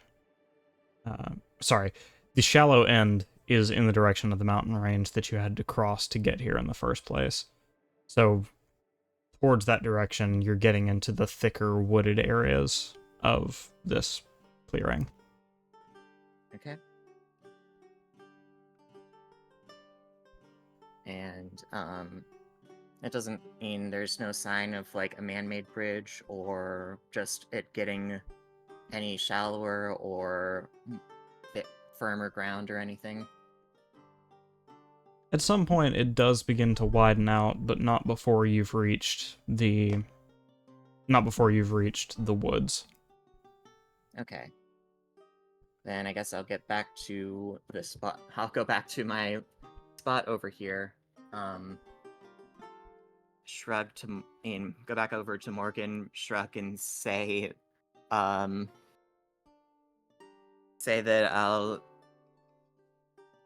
that we might need to come up with a plan in the morning when I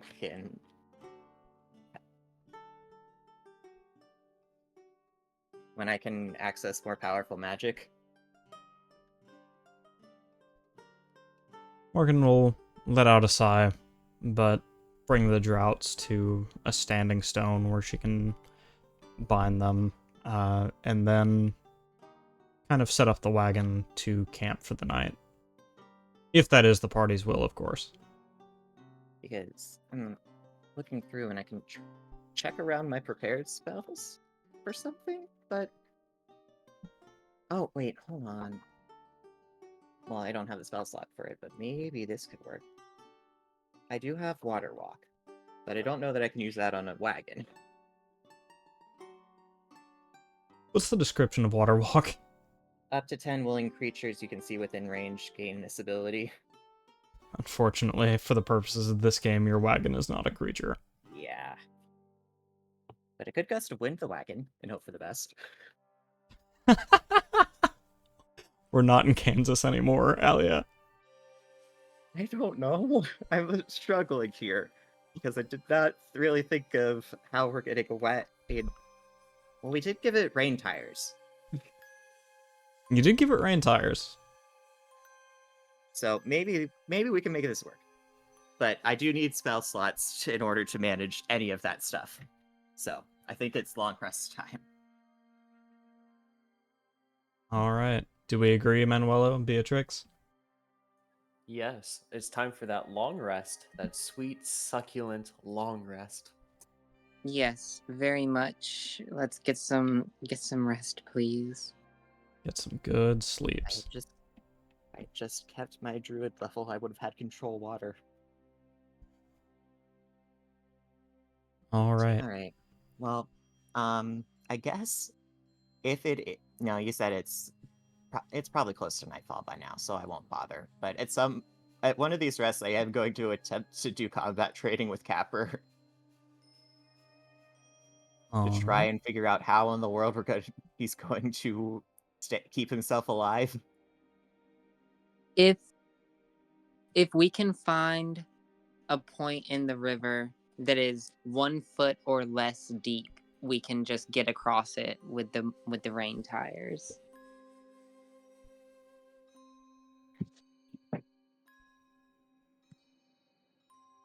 10-minute warning for our mid-session break.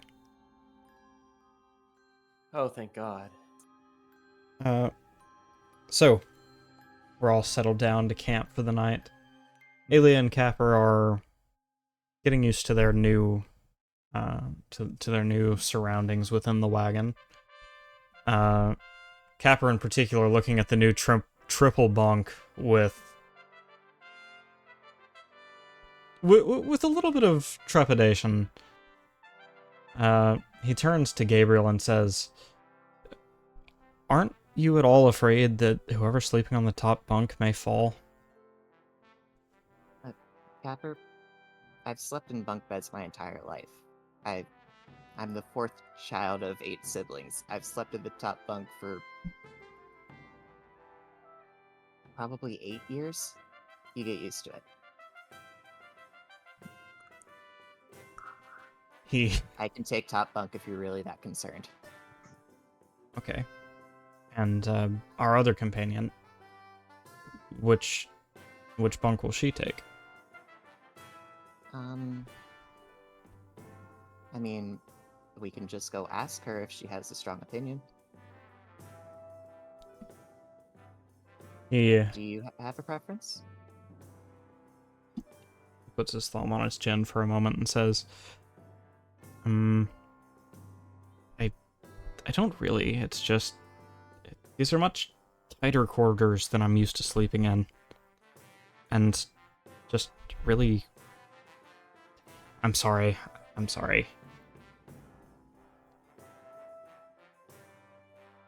Well, it's okay, Capper. I'm gonna reach for his hand. Capper will look up at you, and then just kind of blush and look away. What are you doing, Gabriel? We're just trying to do the best we can right now. And I don't know, I'm just trying to make sure you feel comfortable and welcome here.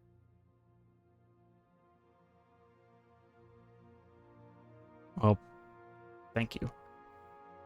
But it would be unkind of me to make assertions about how I want or am going to sleep. I think it'd be more fair to ask our other companion first. Alright, well, then let's go talk to her. He will follow along. Alright, could I reach for his hand now? So cute. Ah. He's so nervous. I'm trying to get him to calm down. Gabriel just fucking flirting and getting bitches all the time. Dang, when is it our turn? Right? Man, Gabriel got 2 of them. Well, get you some bitches, Manuelo. Show interest in literally any character, and I will make them romanceable. Okay. I'll keep my eyes out. Anyway, I'm going to go ahead and find Alia and mention to her, hey, Alia, we're trying to figure out sleeping arrangements for the night. Do you mind coming in? Sure. She leaves the fire and steps inside. So what did you want to talk about? I'm gonna motion over to the triple bunk. I'm fine with taking top bunk if anyone's concerned about the ceiling situation. He just kind of giggles and says, "Wait, someone was worried about the ceiling situation?" You know, bunk beds are a lot to get used to sometimes. Oh, I understand. And truly, it is kind of a different arrangement, but still, it's not all that different from any other bed. It's not like you're going to be standing up in it, right? No, I promise. It'll be fine. Yeah, so I'll just sleep wherever we need to. Okay.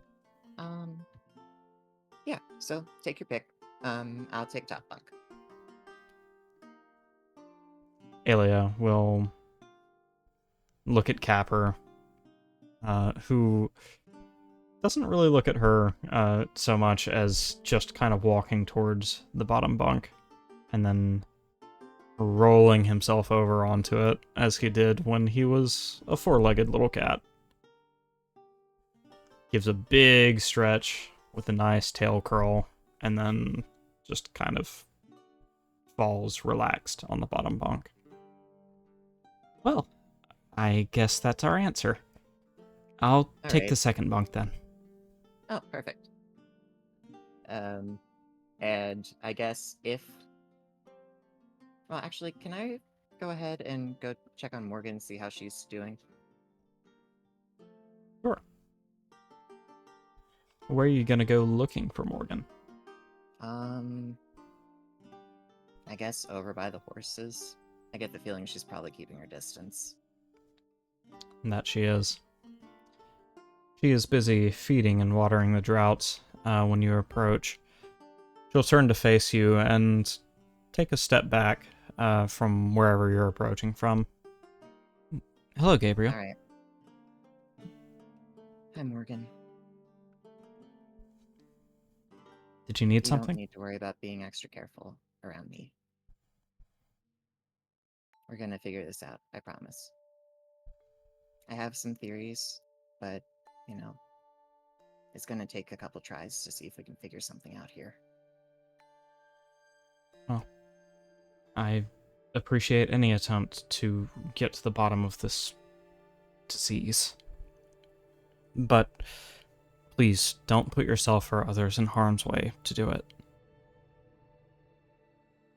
Morgan, if all it takes is being near these things in combat, then it's not a question of if we'll be infected. It's a question of when. Still, you And needn't. if it's only the two of, I mean, if it's just the two of us that have to get infected to keep the rest of us alive to learn all the details, then that's what it's gonna take. You really are something else, Gabriel.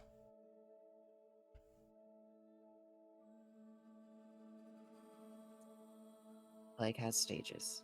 If we figure out how to get it under control during the early ones, then I think we'll be okay. But you know what that means, right? I do. So what did you want to try?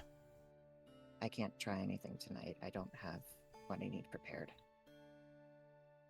Okay. But I think I can come up with, I think I can gather some information tomorrow if you're all right with that. Absolutely. Okay. Just, I guess, pray to whoever you can that we don't make it worse while trying to make it better. Of course. Oh, and Gabriel, one more thing. Yes? You should be careful trying to grow close to two people at once. For Alia, it's one thing. She comes from a place where this is not unusual, where having more than one interest in that way is culturally not strange. But we don't know where Capper's from, and he's exhibited some less than pleased behaviors when he sees you behaving the way you do around Alia.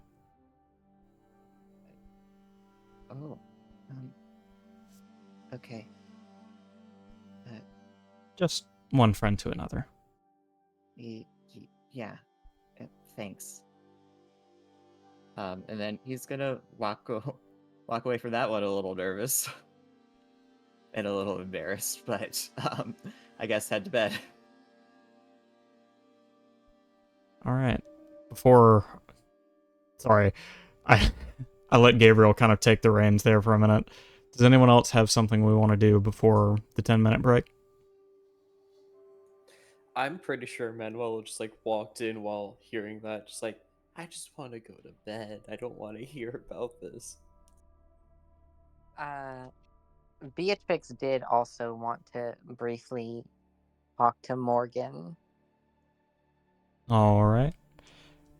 Beatrix, what's your approach? She's just gonna find her and walk up and be like, "How you holding up?"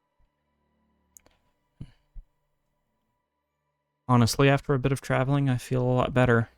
Uh, it's easier to get my minds off things out in the wilderness, and I have less time to think about how sore everything still feels. Right. On that note, I wanted to check and see how things are going, if you don't mind. And she's going to begin casting uh, Detect Magic again to see if anything has changed about the magical aura coming from her injury. Detect magic? Yeah. Okay.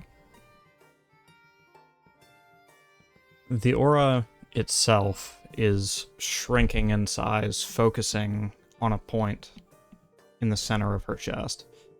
But the aura that exists there is growing stronger, much stronger than when it was spread out.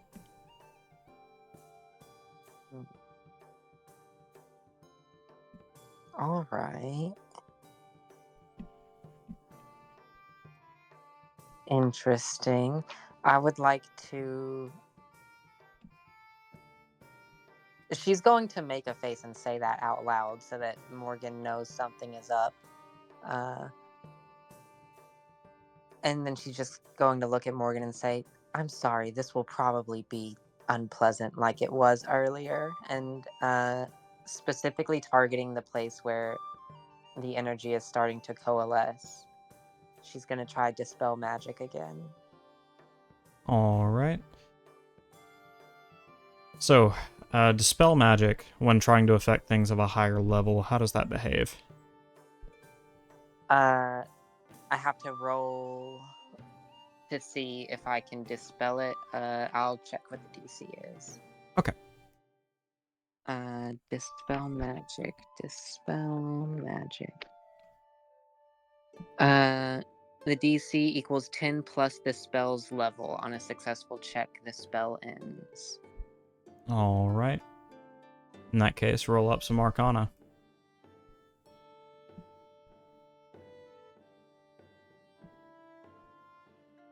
Alright.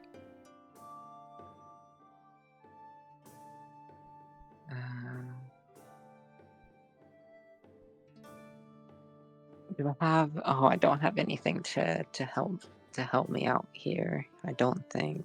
All right, so +3 because that's all I got. Because this isn't. I don't think I would add proficiency to this. So yeah.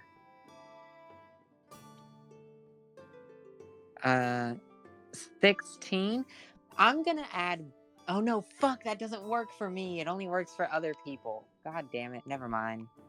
Is 16 enough? Once more, the contagion battles back against your magic, and Morgan definitely feels the effects, dropping to one knee and clutching at the spot on her chest where the magic is settled. She is unable to contain some pained grunts and whimpers. It's clearly a lot more painful than before.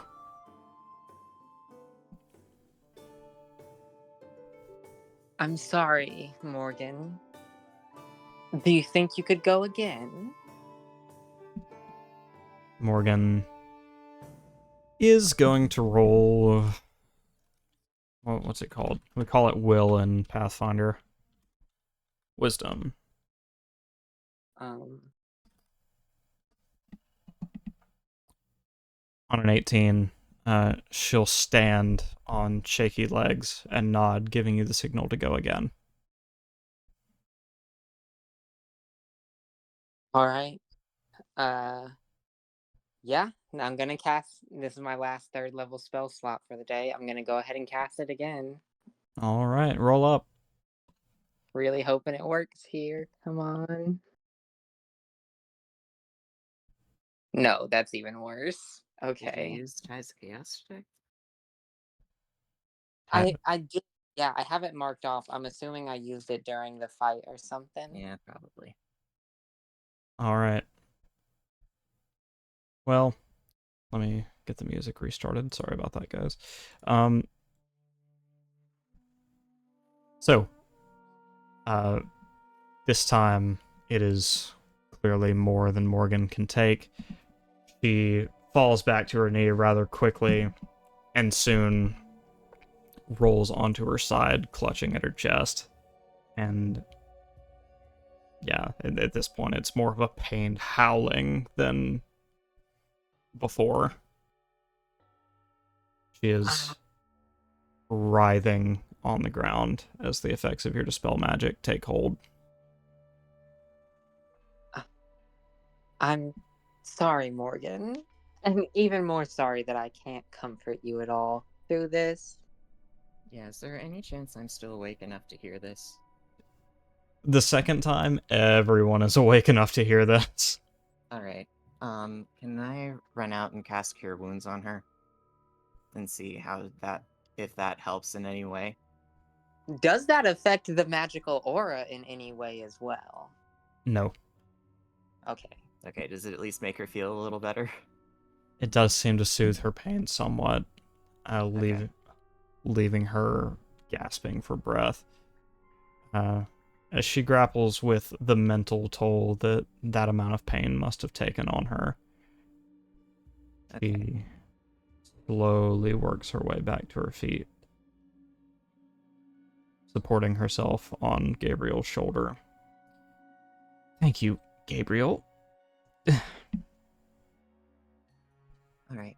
Maybe no more experimentation for today, Beatrix.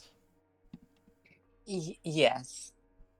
Very Alright. much so. I'm sorry, Morgan. But useful information, the magic of this disease seems to be concentrating at a point in your chest. I was hoping that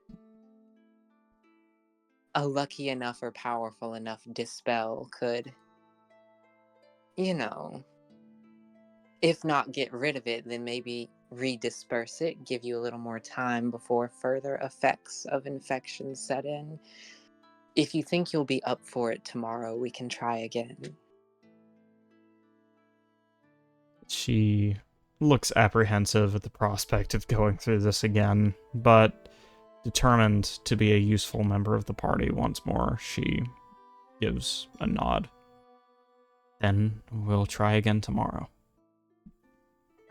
Manuel was just walking out at this time. He's like, Jesus Christ, what did you do? Second off, do you know what time it is? We probably need our sleep.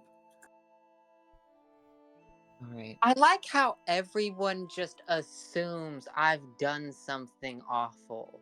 You all hear screaming and you come running like, what is Beatrix doing now? You know, it's a little bit rude. Manuel was upset because he was trying to go to sleep and he's just getting woken up by screams and he knows Beatrix is out there. Okay, well, regardless, Gabriel's gonna look at Morgan and say, just get some rest, alright? We'll see how you're feeling in the morning. She nods and hobbles her way back into the wagon. And this is, if it's cool with you guys, where we're going to take our 10-minute break. Thank you. Yeah. Thank you, everyone who's watched so far. We'll be putting you guys on the BRB screen, and we'll be back in 10. See you then. To be fair, I saw the time and I'm like, I don't know if I want to interrupt this scene and just be like, hey man, Matteo, time check or anything like that. Alright, I'll be right back.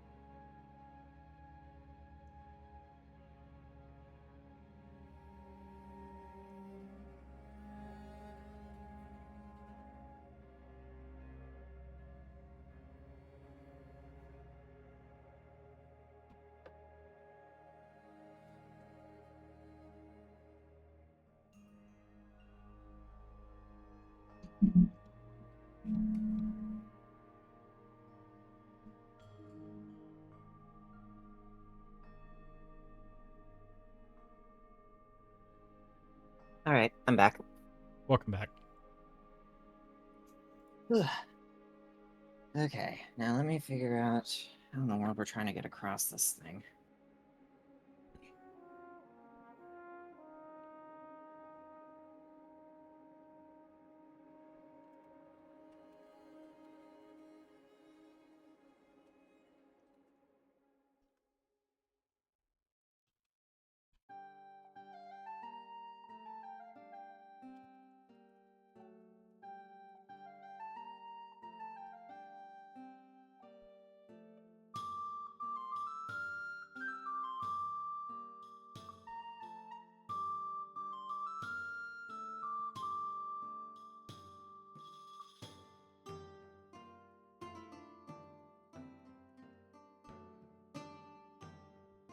God darn it, Player's Handbook.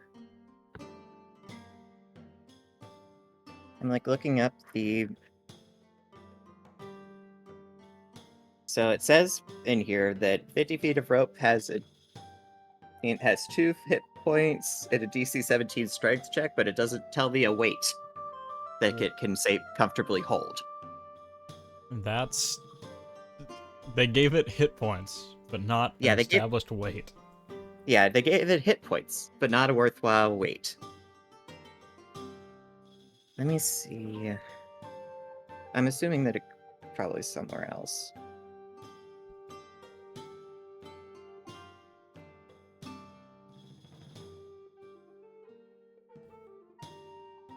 It weighs nothing and can be carried freely. Because basically my plan is that we're gonna give everybody the ability to walk on water and support as much weight of the wagon as we can by physical means, and then I give it a gust of wind push,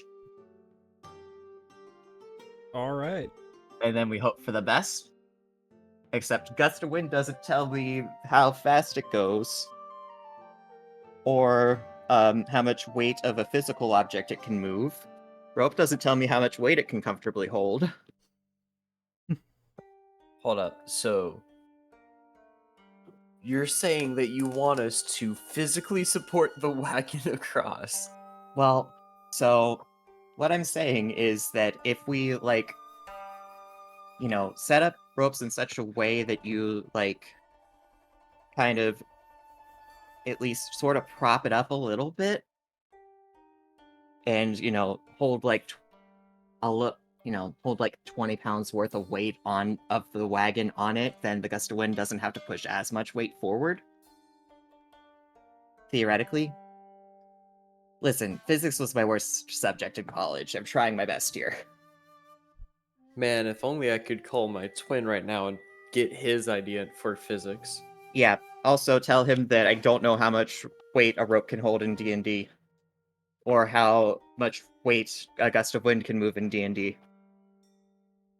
Because, I mean, theoretically, also, if I cast Water Walk on myself, I can crawl underneath the wagon and use gust of wind to push it.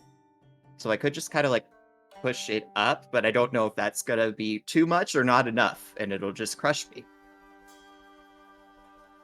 It would be really bad that one of the only people who has healing spells gets crushed. Yeah. And before you say anything, Manuel is just magic, that's it.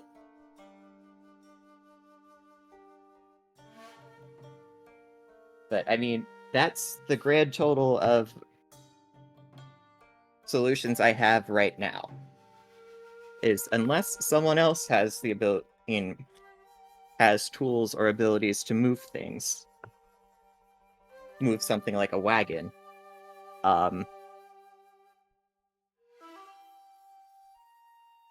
or can magically get me a level up, then we're stuck.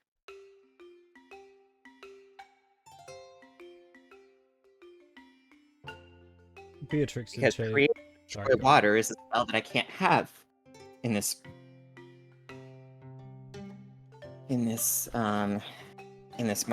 what did they what is this technically called? A module? I don't know. Set, I guess would be probably the right word. I was thinking of like casting erupting earth. I mean, is that a lasting effect for a certain amount of time? So, give me 1 second for that because I gotta pull up that information. Because if it lasts long enough for us to sprint, then sure.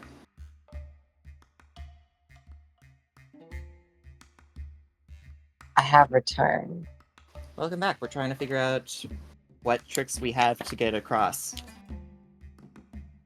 Oh no, never mind. So the whole point was to cast erupting earth, and what will happen is that the ground would become a difficult terrain. The Oh, issues that no, it that's becomes the exact difficult. opposite of what we want. Yeah. Yeah, I think we're going with hoping that Gust of Wind will lift the wagon the way we need it to. Oh no. Well, wait, what if... Yeah, well, what sort of ice spells exist? Because maybe Aelia can just make like a narrow ice path that I hold up with the Gust of Wind.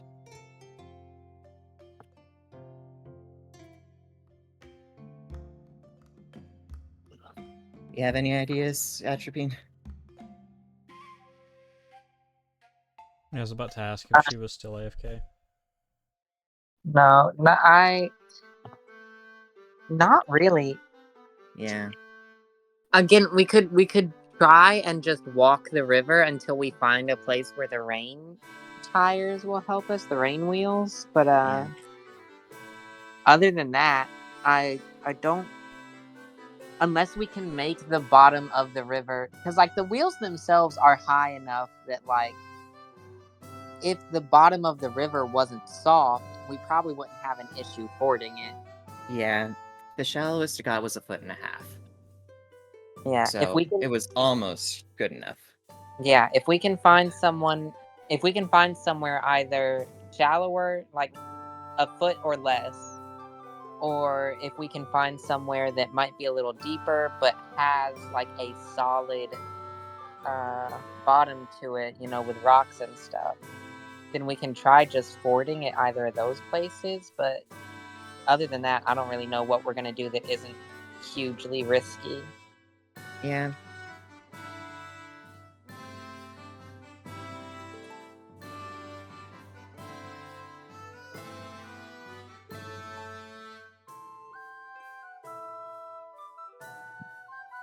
Let me check my list of perfect spells that I can.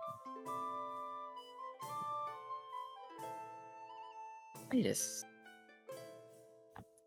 So I can Oh! I can... Wild shape. Um...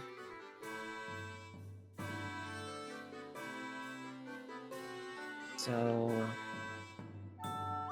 Let me check something. Yeah, okay. So... I can transform into a beast max CR 1/2 with a swimming speed. So if I can just become some sort of fish that that this thing can rest on my back while we try and get across this thing while everyone else has water walk, then we might be able to pull this off. Problem is I don't know any water-based beasts. So depending on what Aelia can do, if she needs ice already there in order to use her magic to create like I don't know, a path or even a wall. I have a 4th level spell that has ice. So if she just needs the ice there, done.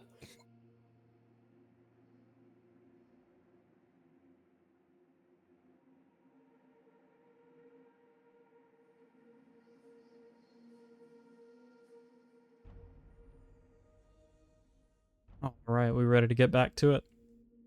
Yep. Dang Yep. it. I have Yeah. my food. Oh, so Okay. Yeah, maybe we tried that trick. I think that could work. All right. We return.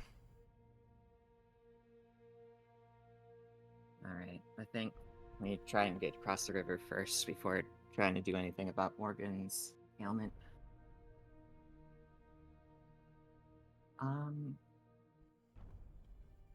Yeah. So,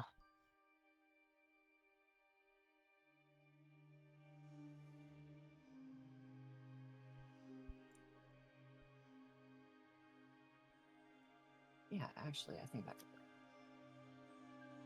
So, I think here's what we might be able to do is I cast Water Walk on everybody because there's 1, 2, 3, 4, 5, 6 of us and 2 drow. So it's up to 10 willing creatures can get Water Walk.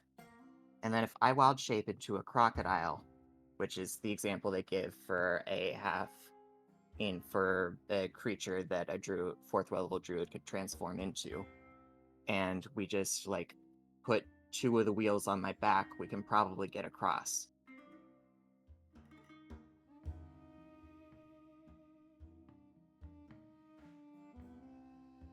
Anyone got a better idea?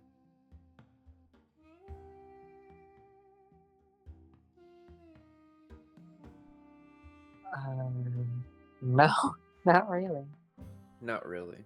Okay, because either that or we try the gust of wind thing and see how strong how well that carries a wagon. Yeah, I don't think that's gonna work out as well as Yeah, I we. don't trust that at all.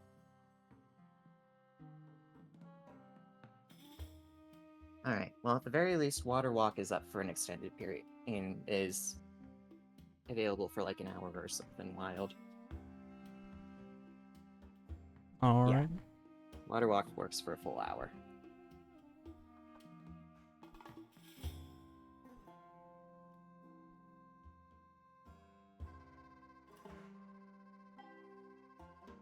So I'll cast that on our entire party and the drow, All right. and then wild shape into a crocodile and get into the water.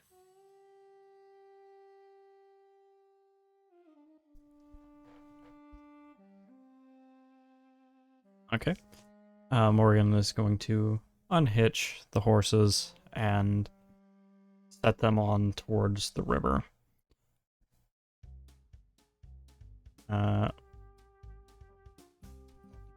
Capper and Alia are ready to pull their weight at the back end of the wagon, slowly trying to lift alongside the rest of the party. No. This is where I know something bad's gonna happen. Because Manuelo's helping as well. Listen, we don't need to like carry it necessarily. You just need to be able to get it so the wheels can partially rest on my back. And avoid crushing you? We do be parking a mobile home on the back of a crocodile. It'll work Yeah, out. avoid crushing him. Worst case scenario, I wild shape back.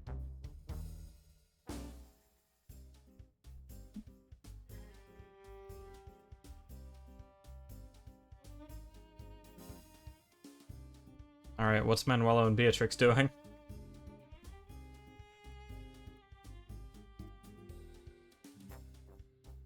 I mean, I guess just trying to help. Just, you know. Yeah. Like, we're all helping. Making sure that someone doesn't die. I mean, I don't think Beatrix is gonna be much help here, but Tell me about it. she'll sure try. All right, let's pick the person with the greatest strength modifier and make an aggregate athletics check. Well, mine's a hot -1. It's me! I'm with a 0! We are not a very strong group of people. Wait, Yeah, is there any chance Capper had a strength modifier? yeah. Yeah. Can we use Morgan's strength mod? You can use Morgan's, yeah. Yeah. Big dragon lady? Alright. So go ahead and give yourself a +3 to that roll. And then someone go ahead and roll the strength check for everyone.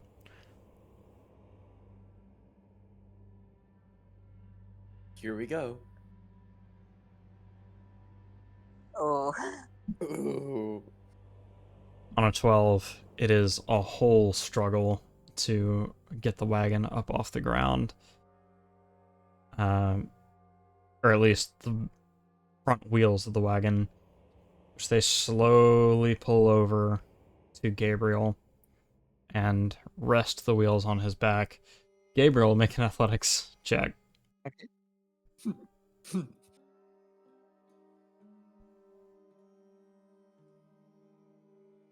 9.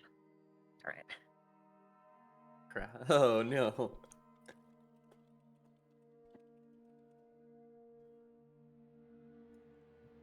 Alright. Well, actually, I don't think I have a stat block for a crocodile. So, if that actually matters, you need to help me find a stat block. I think a stat block for a crocodile would involve less strength than +4. Yeah, no, I meant if I'm taking damage from getting crushed, then you need to give me a stat block. Oh, got you. So yeah, I don't know what noise a pissed off crocodile might make, but Gabriel, you might be making that noise as these two wheels settle onto your back, putting you in a lot of immediate pain. But the wheels are off the ground, and I believe that was our goal. Yep. So basically, the horses the drow are safely walking on top of the water surface, and I'm moving those 2 front wheels across. And the bottom ones are probably getting a little messed up, but we're just taking the wagon across. Just dragging the entire back end of the wagon through the water. Sorry, the visual is getting funnier by the second. I mean, the other 4 people can hold the back wheel. They're able to walk on top of the water surface. Yeah, that's what I was thinking. They should probably do that. Yeah. We're just doing that, having so much fun trying not to scream and kill somebody. Right? Just having a grand old time first thing in the morning. And after much struggle, the wagon finally arrives at the other end of the river. Gabriel, you can tell you're going to be sore as you wild shape out. And the rest of you also quite sore. But you've made it across. You are now on the other side of the Dusk Ward.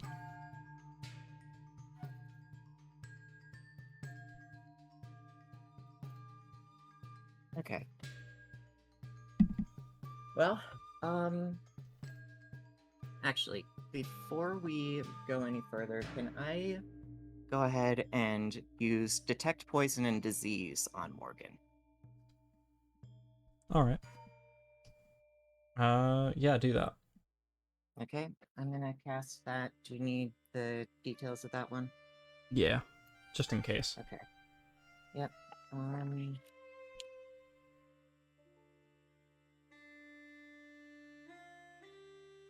Okay. For the duration, you can sense the presence and location of poisons, poisonous creatures, and diseases within 30 feet. You can also identify the kind of poison, poisonous creature, or disease in each case. Penetrate barriers, blocked by blah blah blah blah blah.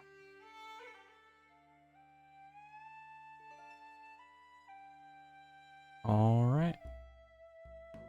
So, as you cast this on Morgan, you find that while there certainly is a magical contagion, this is not a disease in the typical sense. Also, not a poison either. Okay. In other words, this detection turns up nothing. All right. Well, I'll share that news with her. She... At this point, she's a little confused, a little bewildered, and not sure what to think of anything going on with the plague right now. But Yeah. I guess I'll ask her how she's feeling in terms of symptoms.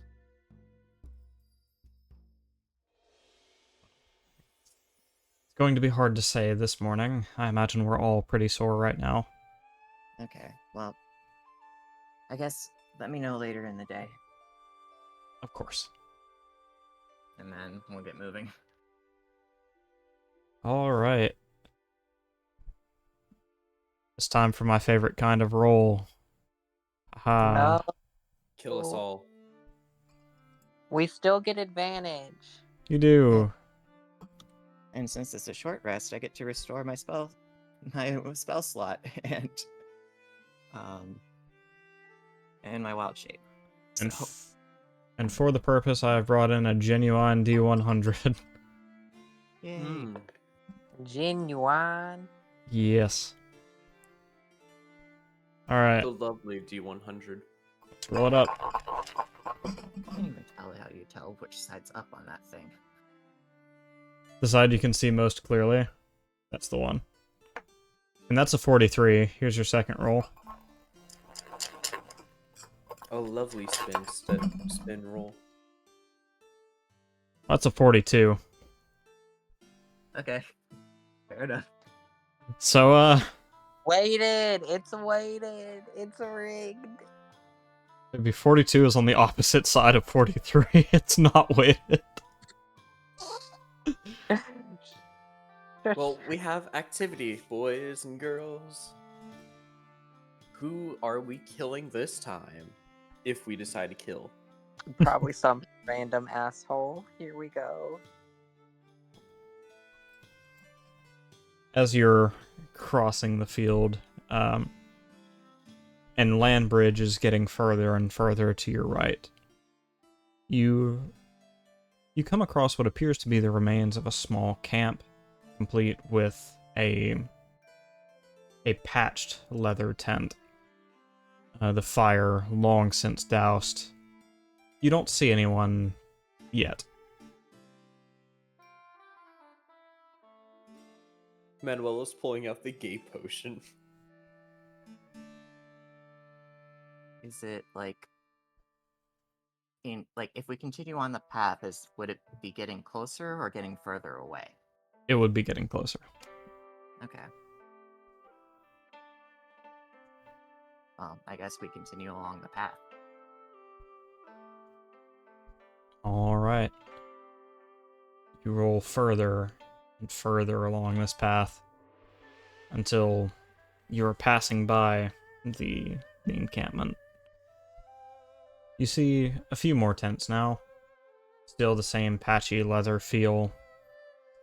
And pelts of animals are being tanned on racks out beside the tents.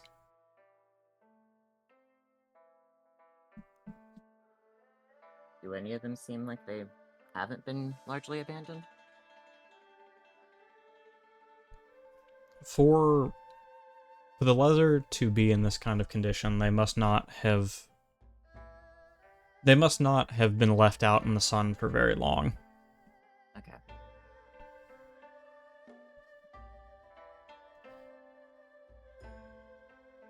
I don't know. I don't see a reason to stop.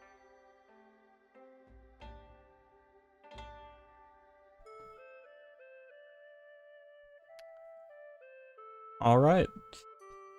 You travel right on past the encampment at Land Bridge and to a gauntlet, shall we say, of 3 rivers, much smaller than Duskward. Easily fordable by your estimations. The first one is not but half a foot deep, but pretty wide.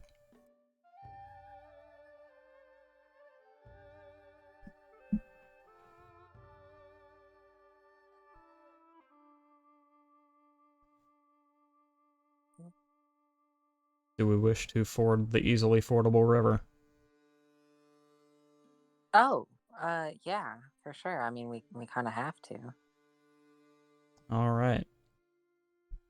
You cross the river Fickle Fox and approach the Lion River. This one is a bit trickier. There's a steep embankment down the side that you're arriving on, and while the river itself is not nearly as daunting as the Dusk Ward, it is traveling a good bit faster with its nearly 1 foot of water depth. Oh no. Okay, so how wide is this one? This one is about the same, about 25 feet across.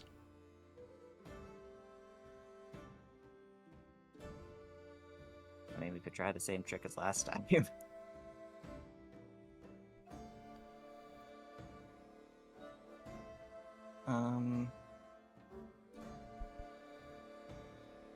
Wait, how deep is the river? It's about a foot deep. Okay. We should be able to do that with the rain wheel, shouldn't we? Yeah, I think if we just water walk to keep the horse and to keep the drow fine, then the wagon should be able to probably take it.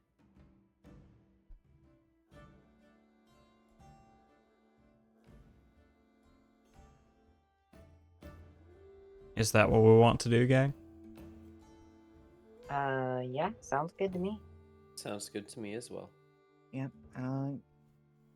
I'll use water walk again. But I'll use it on the entire group, and I will walk next to the wagon. Like downriver from the wagon. Okay.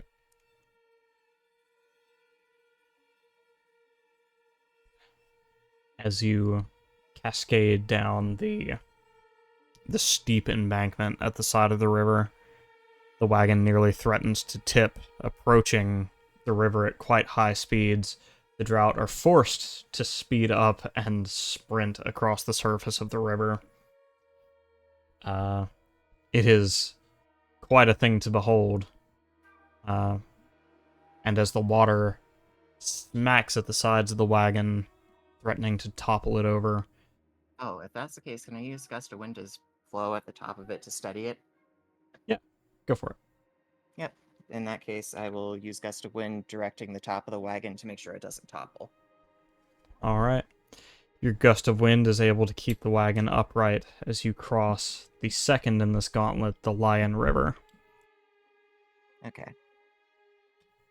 Finally, you're upon Gazelle Run. Gazelle Run is the widest of the 3 rivers, still nowhere near as dense as Duskward was, and not traveling quite as quickly, but it is about as deep as the Lion River.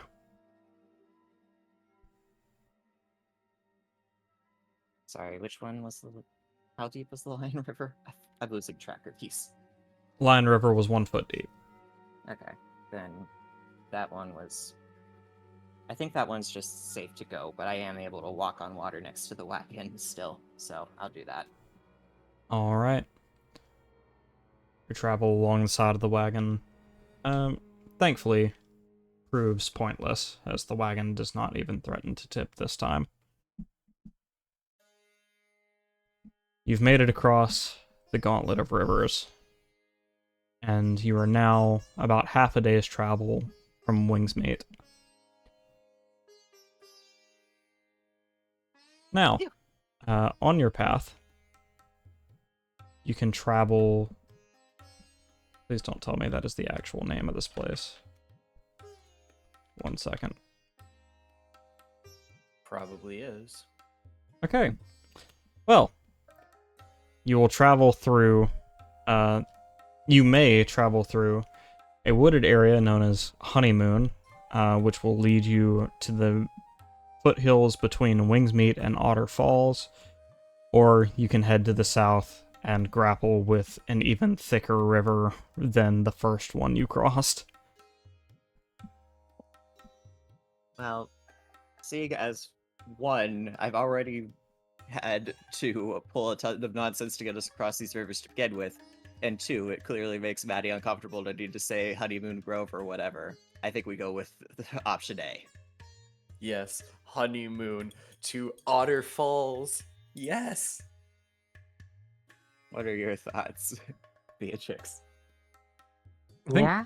I think Beatrix wants to go this route for an entirely different reason. I do. I have ulterior motives for wanting to go to Otter Falls. Oh no. Okay. Otters are cute. They are. But yeah, I'm good with that.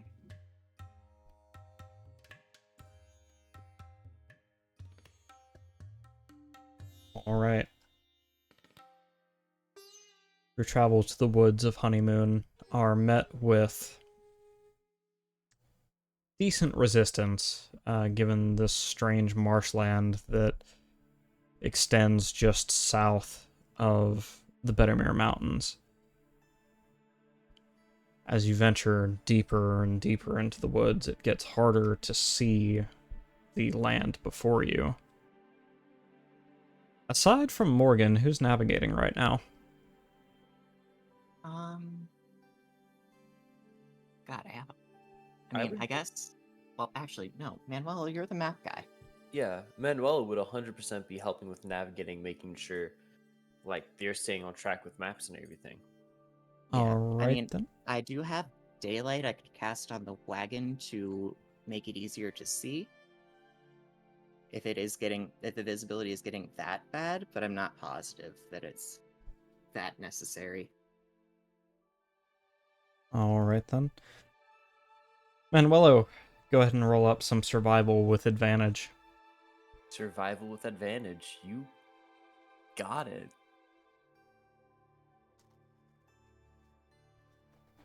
Ooh, +1. Ooh, With advantage. I know.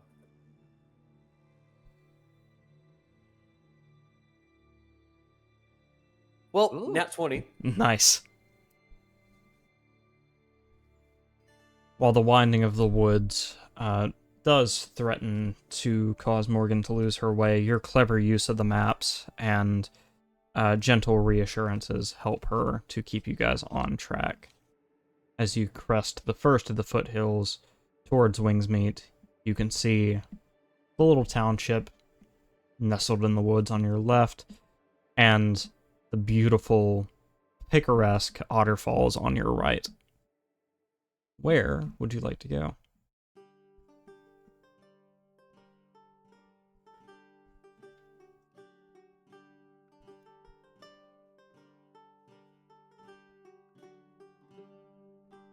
I mean, I'd like to go into the town and let them know about the plague flowers.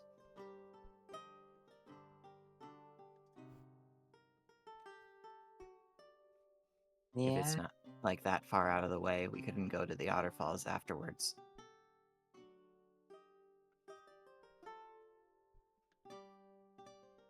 Yeah, I know Gabriel wants to do his little good boy task.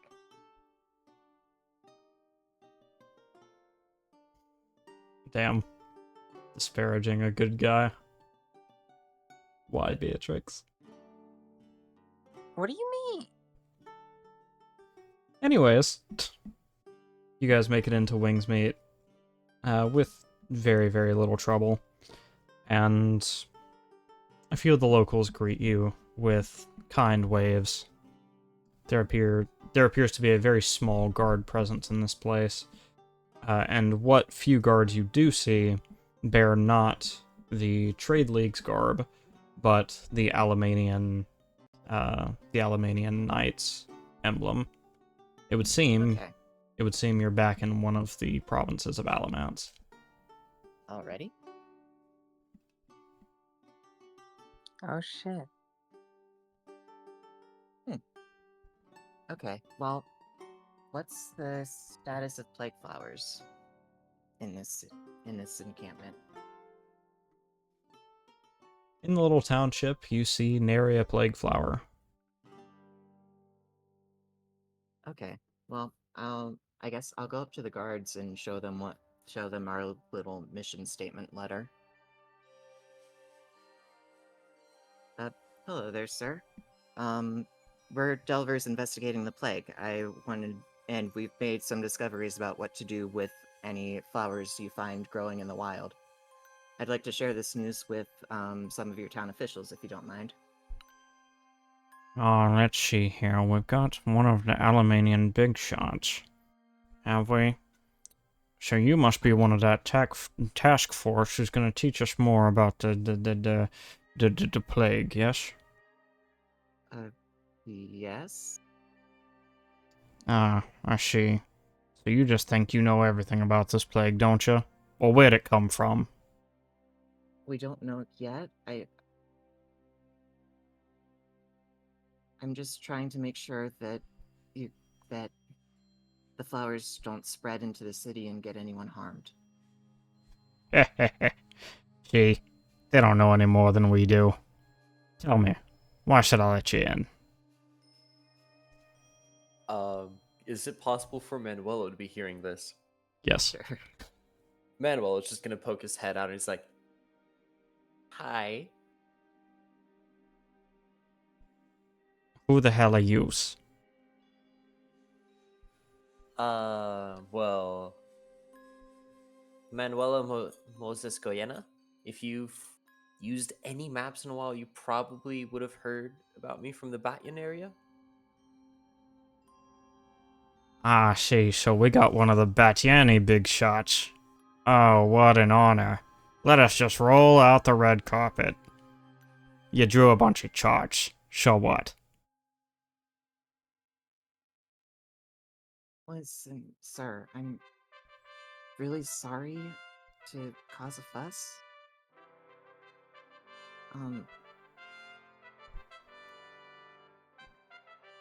Do you want to know the information or not? Yeah, keep it rolling, tough guy.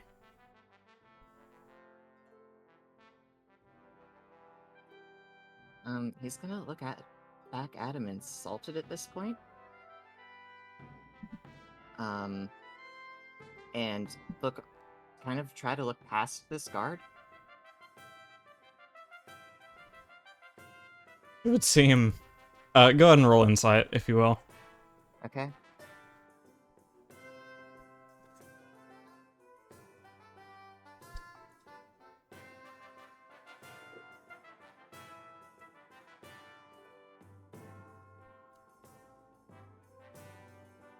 Six. People are... civilians, especially, are whispering about the exchange going on between you and the guard. But with a 6, you are unable to tell what it's about. Okay. Can I possibly roll insight? Oh yeah, sure. I forgot you're witnessing this too. Yeah. Ooh, +4. Maybe we could get something. Yeah, hopefully. Because, I mean, my other option is I have Misty Step and I'm annoyed by this man. So,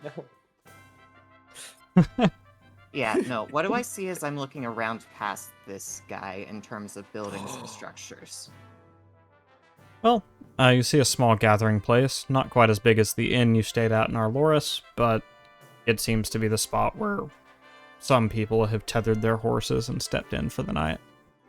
I have a question. What's up, Manuela? Sorry, I didn't mean to cut you off. But I'm pulling up the spell right now that I want to cast. Don't worry, just give me 1 second. And what were you saying, Gabriel? Is there am I able to see through the window of this place? Well, actually, let me double check the range to begin with. Basically, I'm Misty Stepping past this guard and making a break for that inn area. But I gotta figure out, like, the distance in how effective that's gonna be. Alright. I was Yeah, gonna okay. ask. Oh, sorry. I can go 30 feet to an unoccupied space I can see. So I'm going 30 feet forward, however far past this guy that gets me.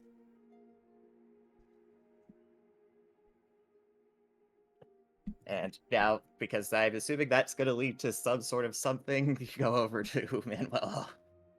Yeah. I was gonna ask if there's any civilians within 120 feet. Oh yes, many. Yeah, Manuel was gonna cast a message targeting one of them. Okay. And I'm just gonna ask, like, hey, what's the guard saying? Like, what's the gossip over there? Does this guard usually just heckle anyone trying to come in?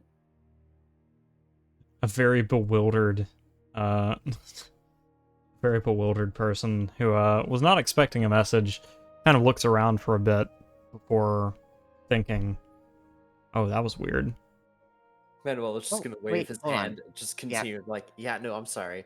Totally didn't mean to shock your stuff, but does he normally heckle anyone coming in? Oh, that guy? Yeah, he stops anyone coming in from LR. Sorry, not LR. Fucking the Trade League. Oh, wait. Actually, I'm gonna go back and change my mind about my action. Because I have the eavesdrop cantrip. Oh yeah? Yeah. So, hold on, let me pull up the Beast World manual. Because it's one of the ones from that thing. Basically, I'm able to focus on a specific conversation and tune out all other background noise. But let me find the specific spell description. Beatrix, do you have any engagement with this situation?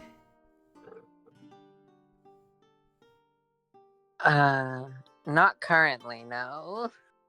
Just gonna I'm gonna sit back and let them take care of this.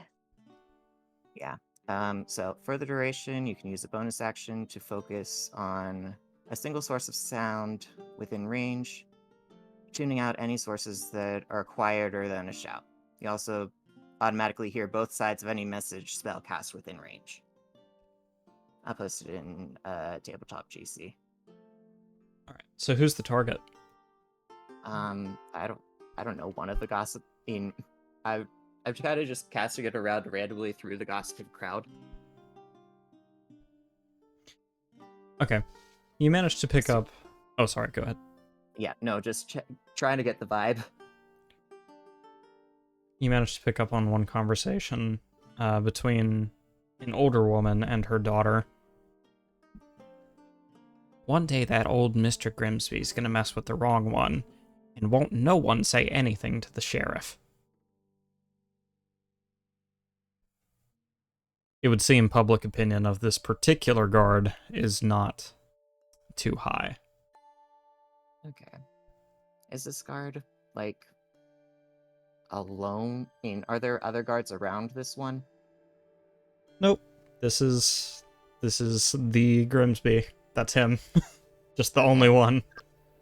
Is All right. Gabriel a murder? Not a murder. And how tall is he relative to me? Well, he's a sorry, I'd imagined him as some kind of canine, but one of the short varieties. Okay. Because if basically, I'm thinking I'm gonna stomp on his foot and uppercut him, if possible. Alright, roll that attack. Oh my god, we're trying to kill him? No. No! In what versions of events is that a fatal attack? I do want to say, as soon as Gabriel does that, Beatrix pulls her rifle and aims it at the dude to make sure he doesn't retaliate.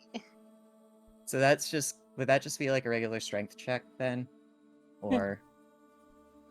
Okay. Are you kidding me? 7. You go to step on the dachshund man's shoe, and you do bring your foot down quite hard on the Alamanian Knight's greaves. But they are iron greaves, you don't manage to hurt him very much. And his retaliation is swift, pushing the body of his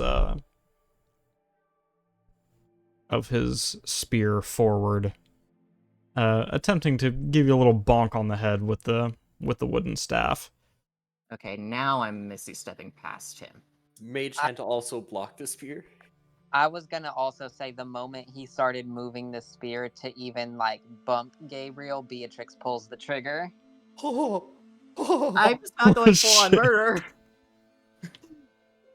I'm like 100% just blocking the spear with Mage Hand, just like have the back of the hand take the brunt of the hit, just vanish afterwards, and you're just Alright. executing the dude? She's not shooting him in the head. She's shooting him in the chest at close range with an anti-tank rifle. Alright, noted. Well, at least I got out of the way.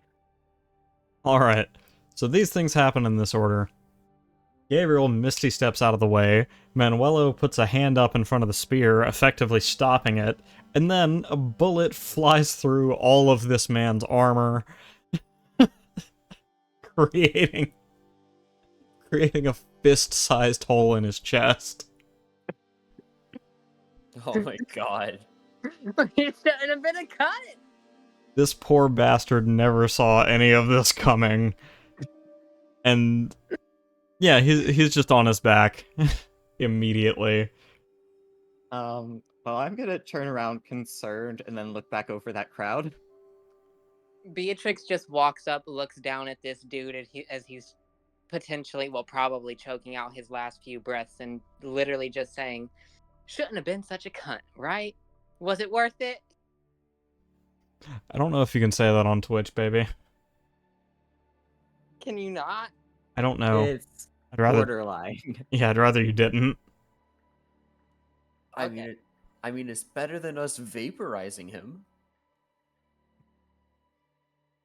You're not wrong. How is the crowd reacting to this? Do we get a lot of whistling and walking away, perchance? You get some of that. Some people are screaming and running in different directions.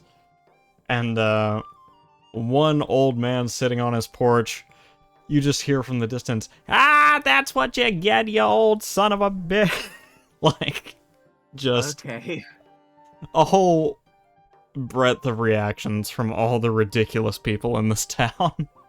Okay. Well, noted. Okay. Well, at this point, officially giving up hope on making a low-key entrance, I'll go ahead and look for some sort of a hospital or something. Unfortunately, it appears the small town of Wingsmeet has no hospital. Okay. You There's tried at this point, there's probably no one. If there, on the off chance I manage to find someone who it seems would be useful to tell about how to deal with the plague flowers, I will be telling them. But I get the feeling we're just gonna be chilling here now. Your best bet is probably Maybe the the innkeeper Bethel. at this point. Oh yeah, if there is a Bethel, I'll go there. There's probably a cleric or something that can know who might have a useful spell. Alright.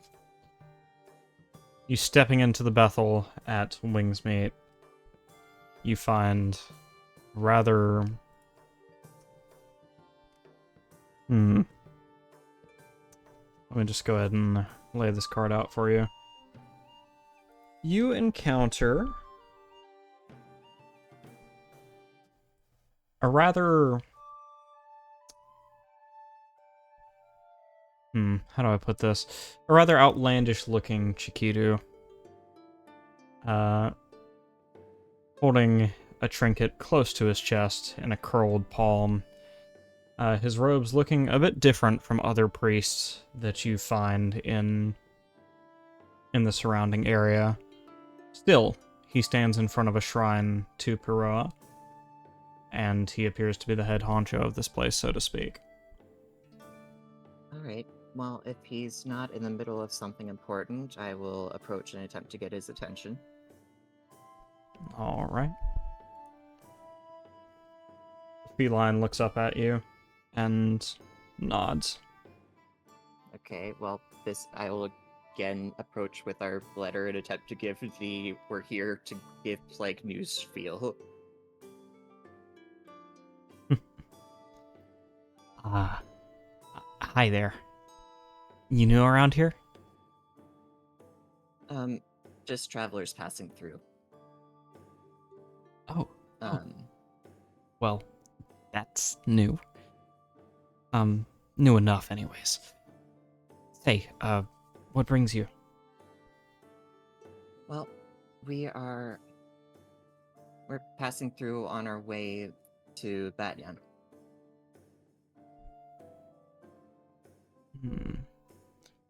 I see. But the main thing that I wanted to talk to you about, the plague. We're in the middle of investigating it, and we discovered some containment methods that I thought I wanted to make sure that your city was aware of. I see. And, all right. Whatever you have, it mustn't be terribly common knowledge, right? So, what is it? All right. A bit weirded out by this priest. I'm gonna find a spot to sit, open up my notebook, and give him sort of the same explanation I gave that lord in the trade league.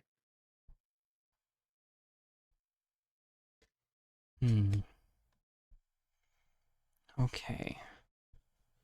So these flowers, they behave a little differently than everyone first thought. Interesting. What was the first theory? Well, the initial theory was that these things came from a foreign place, and so they behaved as sort of an invasive species, that they were of the natural world. I don't know. Maybe that's still true. Oh, Okay. I know someone who can help. Someone who can tell you. If you're willing to make a deal. Excuse me?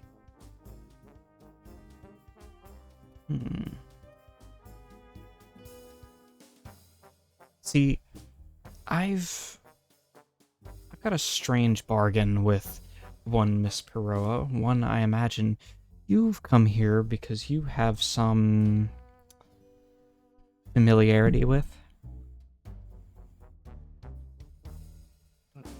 Okay. I guess I can hear him out. Delightful, delightful. Come this way.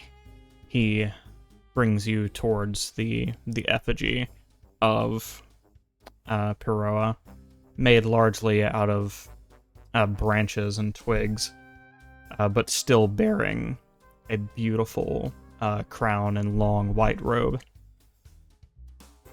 Now, just stand there and keep your eyes fixed forward. I'm gonna look over at him concerned, and a bit skeptical. So you've made contact with Peroa, Yes. and she's helped you. Well,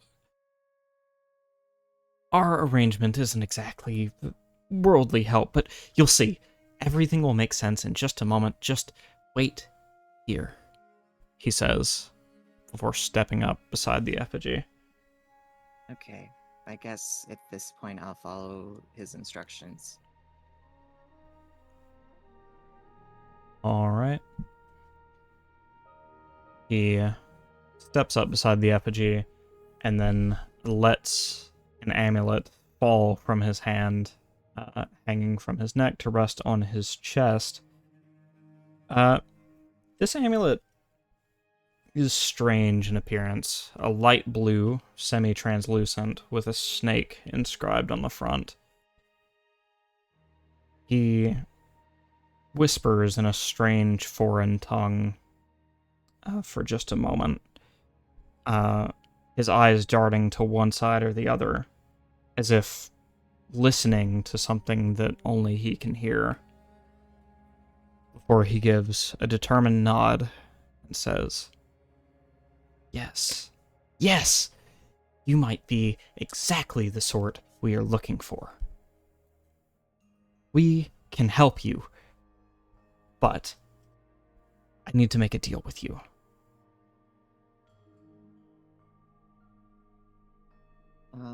I guess I'm gonna stop staring forward and look over to him.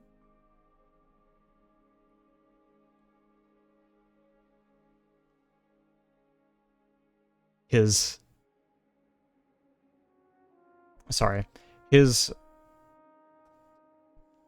weirdly a little too wide smile and very, very, very hopeful eyes are a bit off-putting as you meet his gaze. I'm gonna take like half a step backwards with my left foot. Oh, no, no, no, no. Friend, where are you going? This is the opportunity of a lifetime. I'm gonna slowly shift back to neutral. Look, see, all I need you to do, he says, pulling the amulet from his neck and extending it out towards you. I need you to take this and listen. Listen good and long, and you will see the path forward. You will know what you need to do to fulfill your end of the bargain, and then we can help you.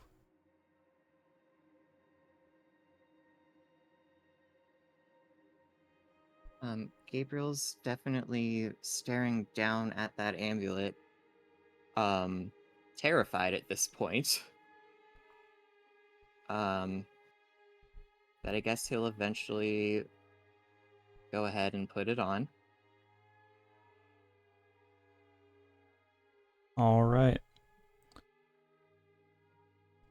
The moment the amulet is around your neck, you feel a sense of distant presence.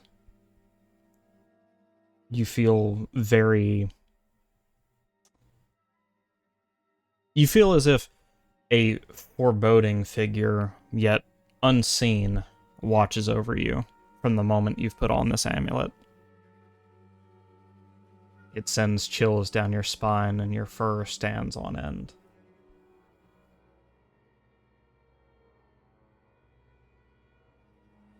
And though he said to listen, you hear no one, no thing.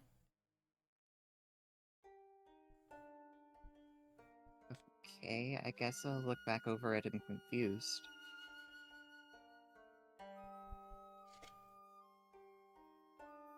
There. Uh, You have done just as you need to do. Now let me help you. Was I supposed to hear something? Well, you must have. You did what he told you to do.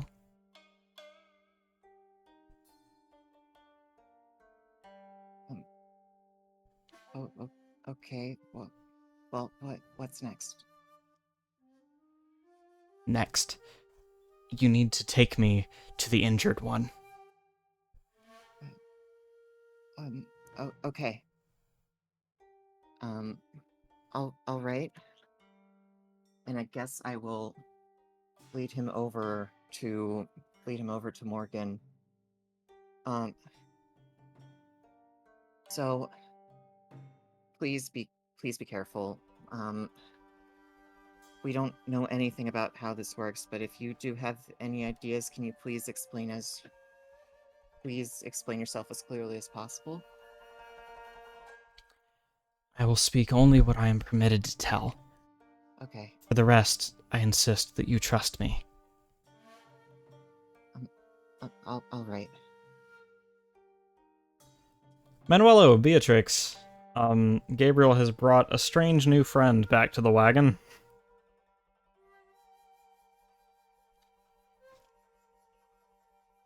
Oh yeah. Who's this?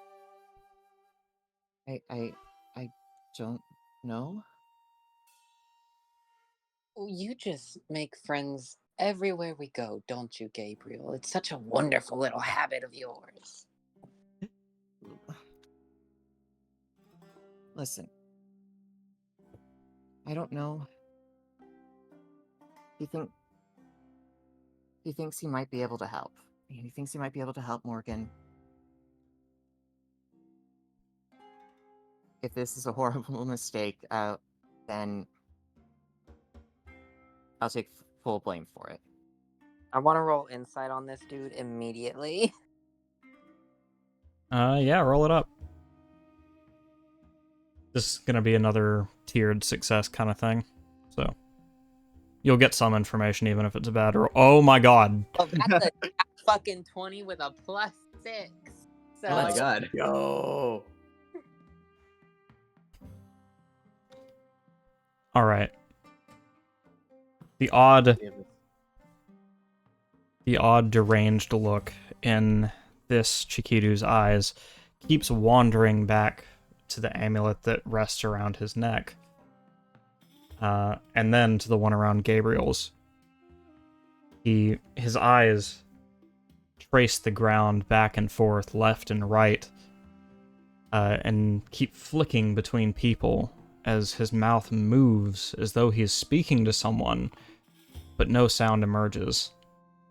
He's very clearly a little troubled.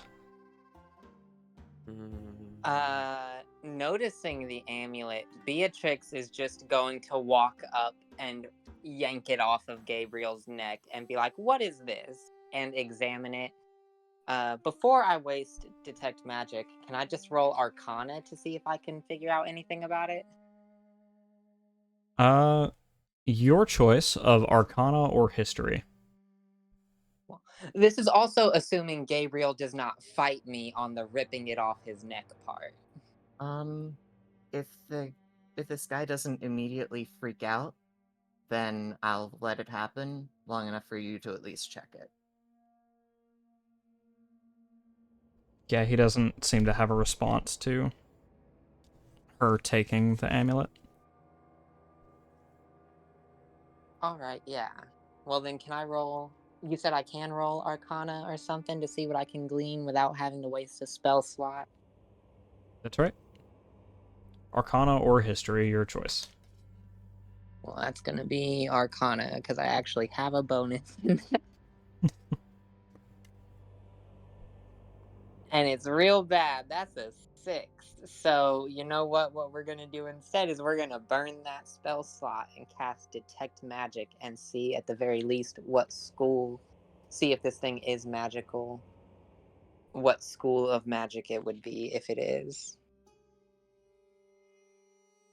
I mean, or you could have the other party member who's magical try to do Arcana check. I mean, yeah, you could if you want to. Yeah, so then you don't have to waste that spell slot. I have a +6, so here we go. Fingers crossed. Just like the amulet gets ripped off of Gabriel by Beatrix. Beatrix scowling her face, just passing it up to Manuelo. 25. Arcana check. Oh shit. Well, there we go. All right. Manuelo, you are a little more attuned with magic in this particular moment, and to put it in layman's terms, this idol gives you some pretty weird vibes. It is as Gabriel felt. It does appear that wearing this amulet is broadcasting your whereabouts and your actions to something, but it's not clear what. Especially as this creature has chosen to wear the thing himself. And the way it glows while the Chikiru's eyes are flicking about to different places on the floor indicates that when the Chikiru talks, something is talking back.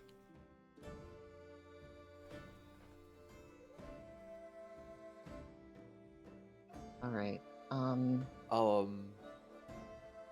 Before relaying this information, I'm gonna cast a message targeting the Chikidu. And I'm gonna ask one simple question. What do you think of them all?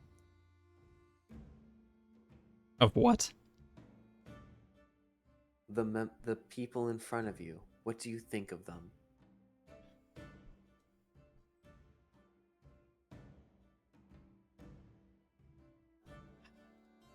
Roa teaches us it is important not to judge others based on their looks, but by their intentions and the actions of their character. Manuel is immediately sharing all this information.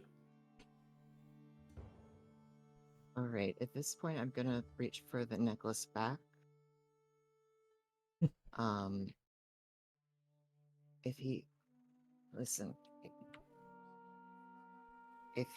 If he and Kuroa are somehow able to help us deal with this plague, then I'll wear whatever this thing is. And Okay, then I'll put the thing back on. before handing it back over nicely, Beatrix has been Peroan all her life. Is there anything about the iconography of this amulet that is actually Peroan? Is there any reason to believe that this is actually connected to Peroa in any way? Yeah, the snake thing is throwing me off. Alright, this time, it is going to be history, but you're going to roll with advantage, because you do have a history steeped in worship of Peroa. I was gonna ask if it could be religion, but it doesn't matter. Oh, 'cause I don't religion's have a- fine, yeah. Well, I don't have a bonus in either, so it's gonna be the same roll either way. It's just a flat 20. But I have advantage. Yeah. Oh my god. Oh, that couldn't have been Oh worse. my god. This is wild. Okay. Wow. What a time to be dumb as shit. Yeah, I mean, I'm going to ask about this thing try and figure this thing out later, but for now, I just want... I'm going to trust this guy for the moment. And just wear the stupid thing. Yeah, the iconography on this amulet is not like anything you've ever seen elsewhere in Peroan worship. Before Beatrix hands it over to Gabriel, Manuel is going to like signal that he wants to look at it again. I'm gonna ask to roll religion on this to figure out who it is, only because Manuel has been studying multiple cultures and he knows that through his adventures and everything, many religions impact the culture of where you're from. It's a bit of a stretch, but I really want you guys to get this, so go ahead and roll with advantage. I love this. Religion? Yes. That's a +6. Oh, okay, nice. Yeah. As much as Beatrix's background does have 25! the way character creation works does not Yeah. allow any proficiencies. 25. Jesus. Give it, baby. So, your blood, Manuelo, runs cold when you finally put the pieces together. This is a little known cult that Gabriel has unwittingly sworn himself into. Sorry, keep going. headed by the priest Dagathus, who insists he is a Peroan faithful. The story that everyone has heard, and by extension that you have heard, is Dagathus, as an adventurer, nearly a decade ago, found an idol in a dungeon.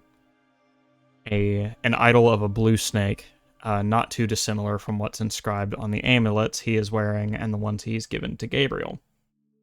And ever since then, he claimed he could hear someone or something speaking to him from beyond. And as he grew more and more enamored with the conversations he was having, he began to indoctrinate other people into listening for this presence. No one is sure whether Dagathus is speaking to a creature that exists in the earthly plane or elsewhere, but everyone agrees that Dagathus' teachings often lead people to suffer malnutrition and several mental health concerns, if followed Well, faithfully. yeah, Manuel's just gonna hold the medallion and be like, no, no, no, no, no. Turns to the dude and he's like, Colty. No. The bad cultist. Bad. Do I need to? And Beatrix is just gonna go ahead and put her hand on the rifle. No, he'll die from malnutrition first. And then I guess I'll look over at the guy. What? No! Friend, please! You must understand, I only wish to help the wounded one. You Manuel do be a little crazy, my guy. You're kind of weird. Does Manuelo share all the information about the cult, or is he about like? Yeah, Manuel is like sharing information, just like, oh yeah, no, this was the information. Here's like the maps that I've created with help and everything of like where they're supposedly based around and everything like that. Here you go. Yeah, so she's gonna look at him and just be like, "Buddy, that's fucked.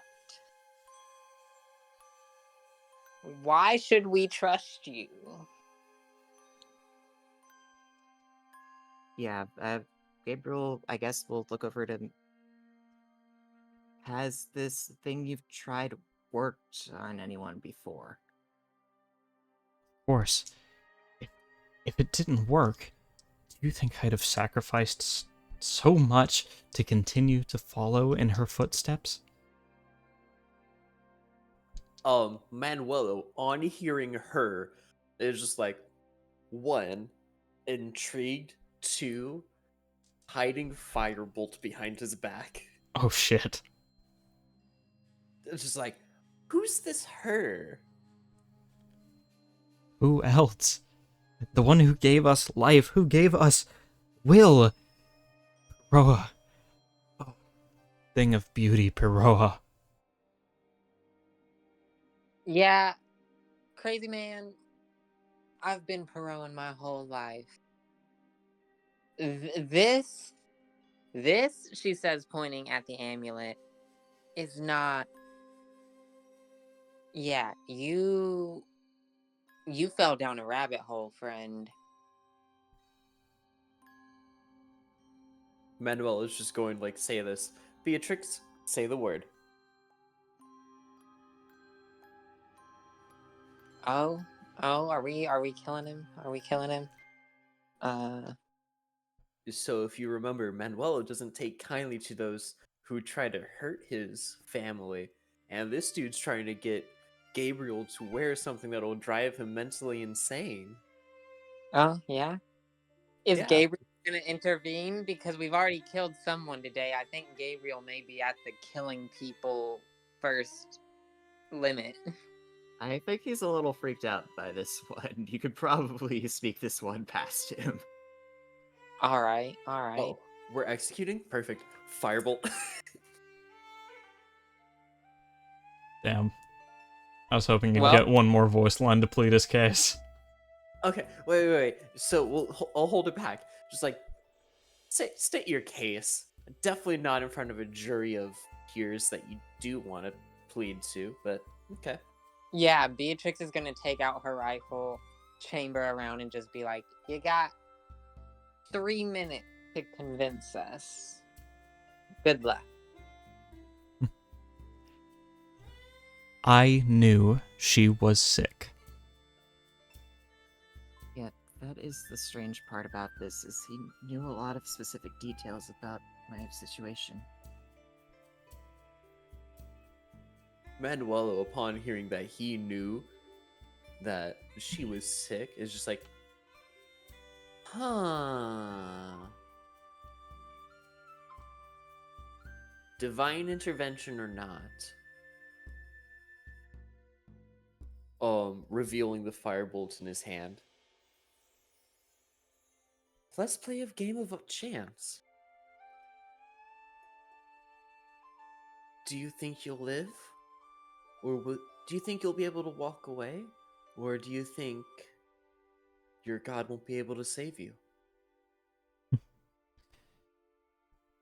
Kuroa is very clear about her stance on trying to prove her existence. She rewards only the faithful. I will not ask her to come and save me. Buddy, you're not worshipping Kuroa. At best, you have been deluded by Vernia. At worst, you're talking to a fiend. Oh, also, Gabriel absolutely rolled his eyes at the thought, at whatever he said. Kuroa rewards the faithful or whatever. Oh, Beatrix did too. Trust me. She's religious, but she's got some issues with that statement. And Manuel is just like ready to execute in the background. Then slay me, and continue this little game of chance you're playing with your friend's life.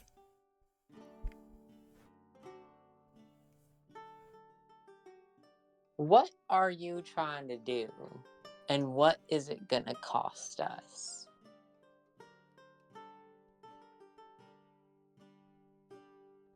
And if you lie to me, she's going to pick up the rifle and just start pointing it at it. You know what?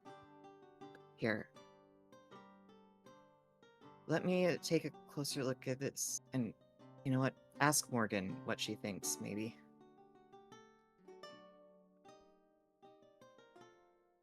It's her life, after all.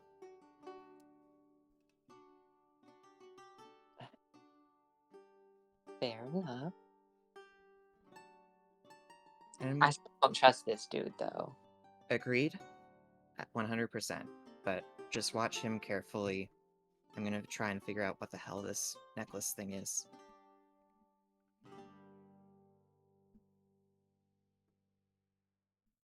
And then, if the others will permit me, I'm gonna take the amulet in my hand and run back inside the Bethel and find a quiet corner.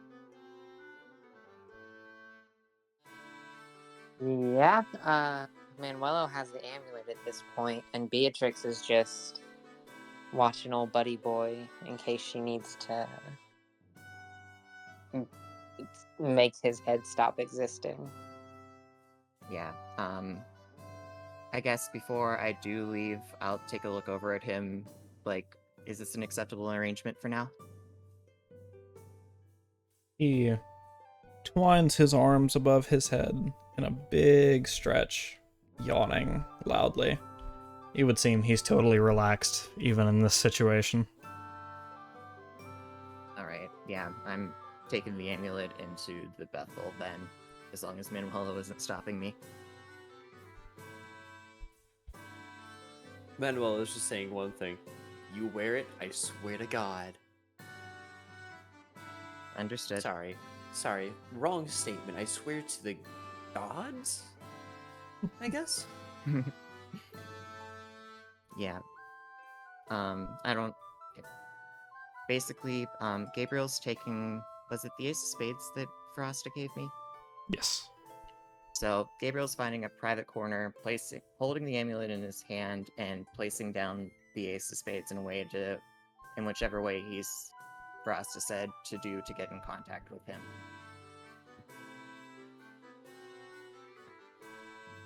After just a few moments of waiting, the card will begin to levitate from the floor at about eye level with you. Turn so that the face of the card is facing you, and then animate. Each of the individual black dots that make up the ace of spades move to create the visage of Verasta. Oh, Gabriel, what do you need? Okay, so there's some weird Chikidu that came up to me as if they were, as if Kuro was their patron and gave me this snake amulet thing and said that they could help my infected friend. You have an And- infected friend? Yes, long story. It's our Morgan, our guide. I see. Proceed. And I don't know. I put the thing on and then it seemed like someone was watching me, but the guy said I was supposed to hear a voice giving me instructions and that didn't happen. Manuel thinks it was that this guy is from some sort of cult. And he's claiming he can heal/cure Morgan. But we're afraid, basically, we don't think we can trust him. Do you have any idea what the hell this thing is? Well, to me, it looks like the symbol of a quack and a crazy man who believes he's founded his own little religion. I would take anything he says with a grain of salt and skip town as soon as possible. Okay. Alright, thanks. It's just, I don't know, he made it sound like he knew about our arrangement. Our arrangement? Like, he made it sound like he knew that I made a deal with you. Hmm. And I haven't told anyone. That's interesting. Have you confirmed that he has any knowledge of this arrangement? No? Then I really don't know. That is very strange. But get back to me once you have more information, yes? Alright, I'll see what I can figure out. Thanks. Have a good day. You too. And then the card will fall to the floor, fluttering on the way down. Alright, I guess I'll put it back and go find the others again.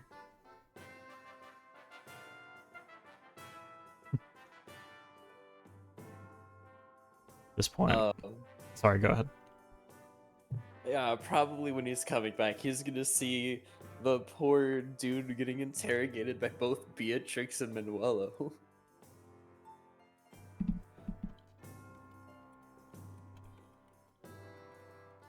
Speaking of, did you guys say anything to him while Gabriel was gone? Yeah, I'll be alright. Oh yeah, Manuel was just like trying to tell this guy, it's like, dude, you're in a cult, you need to leave. Do you want to die knowing that you're probably going to die of malnutrition? The mortal causes of death are of no concern to Perua. After all, what is death but the gateway to a meeting with one's own maker? Manuel is just gonna snicker at that. Oh, my dude. You're screwed.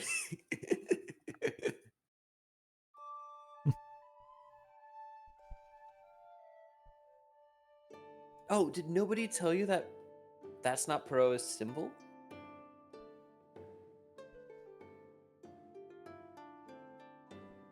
His eyes kind of narrow at this. What?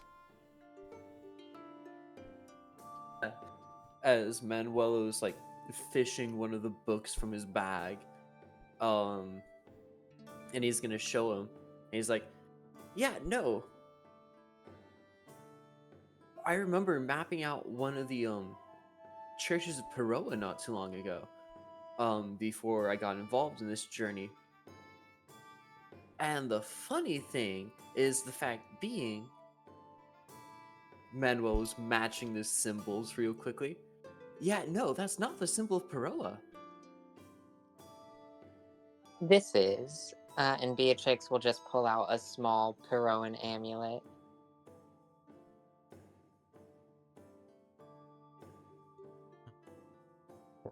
I'm aware with the heretical amulet. It's not terribly different from what the rest of the world believes is Peroa's true visage. But I and my faithful know better. You sure about that? I don't know.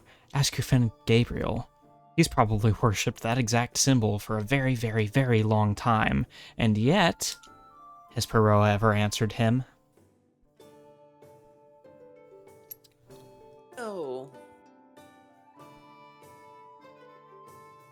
That Hold up. No. Beatrix. Sorry. No. I got this one. I mean, I know Peroa doesn't don't ask their followers to have them prove to show that they are the true. But how would a god react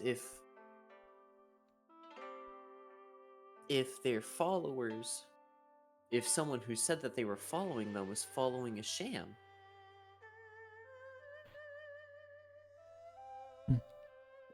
That's a question I could ask you. Gabriel's non-reaction to... Oh, sorry, I just got back. No, it's fine. Okay.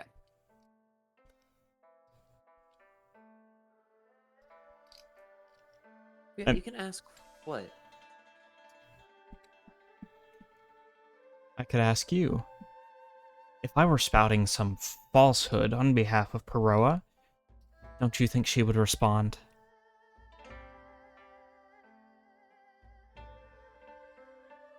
No. That's not how this works. Good. So you see your point is moot.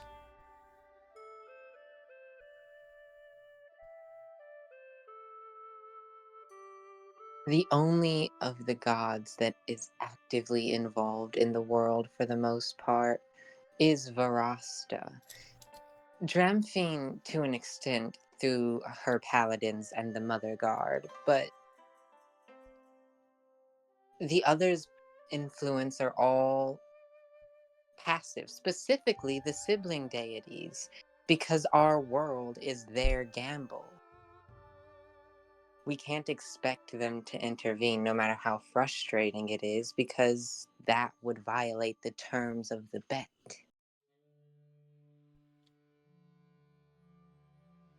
Do you not know even basic theology? And yet you claim to be a Bethel keeper. Hilarious. You're just some poor fool who fell for the lies of the spiteful sister.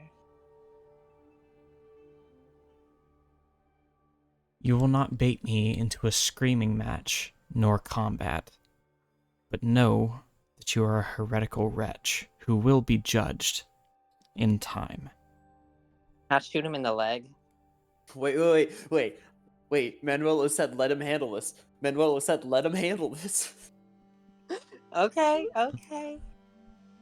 Manuelo is just going to hear that and is like, if her judgment's to come, then your judgment is now. As dude has 6 as I'm casting magic missile at 4th level. Oh shit. Okay. All aimed at his fucking head. Dear God. If he lives, I'm gonna kneecap him. Oh my. Well, yeah, no. So here's the thing, though. It's just like I'm just holding him right now. I'm just holding him, not releasing him. I'm just looking at him like, are you sure you do want to get executed right now, or do you want to like tell us some more information before I have to execute you? Because you did try to hurt part of my family, and no one fucks with my family. What information do you claim to still need from me? Well, if there's any other followers, where would they meet?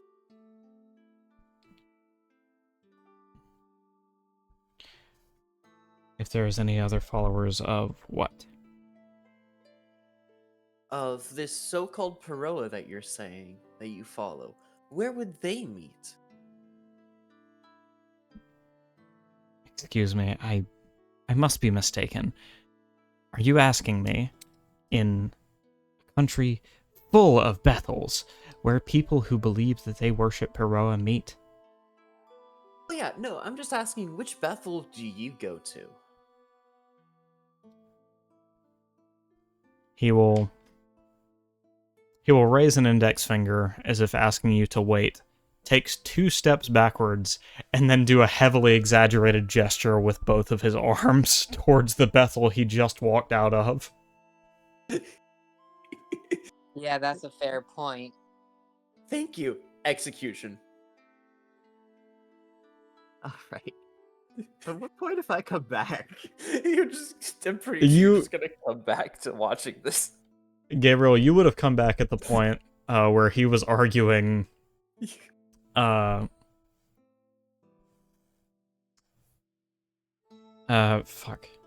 I forget what led to this point of the argument, but where he said,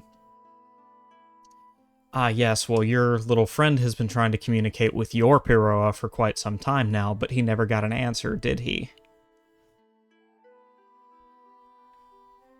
Please Okay. just tell me Gabriel's been watching this. Please tell me Gabriel's been just watching this, hasn't said anything.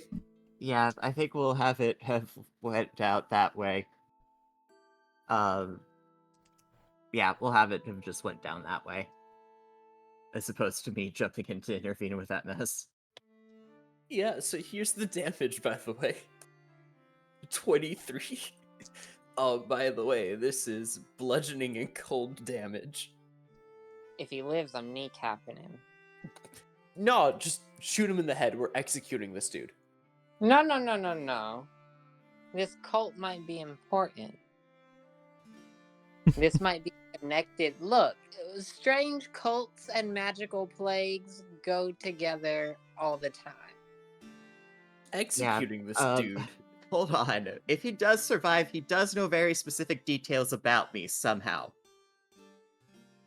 So Well, we can kill him after we get whatever necessary information. yeah, no, that's my point. Don't. If he survives this, maybe we don't shoot out his kneecaps so he doesn't die of blood loss. He's a commoner. 23 damage is going to kill him. Oh, yeah, that's execution. I figured he was gonna be like something. Oh, so he's just dead. Well, then. yep, okay. We'll settle for the lead being lost then. So yeah, poor Dagathus's head just ceases to exist from his shoulders, and that's it. Okay. Wow. After all that, Manuel is just going to step over his body and walk into the Bethel to look around. Okay. So that guy did have a second necklace, right? Yep, Does it have an identical version of the emblem? it does. Oh god. Alright. No, nope, not doing it, not doing it. Yeah, fuck that. We can grab the amulet to fuck around with it later, but don't be Yeah. doing nothing crazy until Wait. we're all heading out. Yeah, actually, can I roll like an Arcana or something to see if they feel, if they seem any different? Like the one that I already tried on versus this one that he had? You can. Okay. And roll with advantage because you have both of them. Okay. Also, Beatrix will be going into the Bethel with Oh. Manuel. 18. There is no distinct difference between the two of them, either their magical properties or physically. Okay. Well, I am gonna, like, stare at them perplexed, and I guess hold on to them for now. And then it is definitely still bothering Gabriel that this guy did seem to know specific details about him. Because it definitely seemed like he was managing to contact. I mean, he did legitimately have contact with someone. Right? Too bad he was so weak. He deserved his execution, mind you. He threatened Yeah, the no, family. I support the decision. I'm just now a little terrified. Yeah, didn't you say it was bludgeoning and cold? Yes. Yeah, so you crushed his skull and then froze the rest. Yeah, no, I'm pretty sure his head's just gone with everything that happened to it. Yeah, no, I just want to know. I'm just concerned about what higher power decided I was worth messing with. Right? Like, man, Gabriel's getting attention from everybody. Yeah, no, anyway, what happens in the Bethel? Yeah. What are we walking into in there? Who I else am I executing? I am content to leave that until next week because it is 4:53. Oh yeah, Cosmo, you gotta go. Yeah. Thank you. Sorry to leave that on kind of a cliffhanger, but I do think it's best if we maybe wait up. That said, thank you all for playing, and thank you everyone for watching. I have been Matirasu. This has been the Plague Parable. Please go check out KosmoMitch on Twitch, and you guys have a nice day. Bye bye. Adios. Bye. Bye.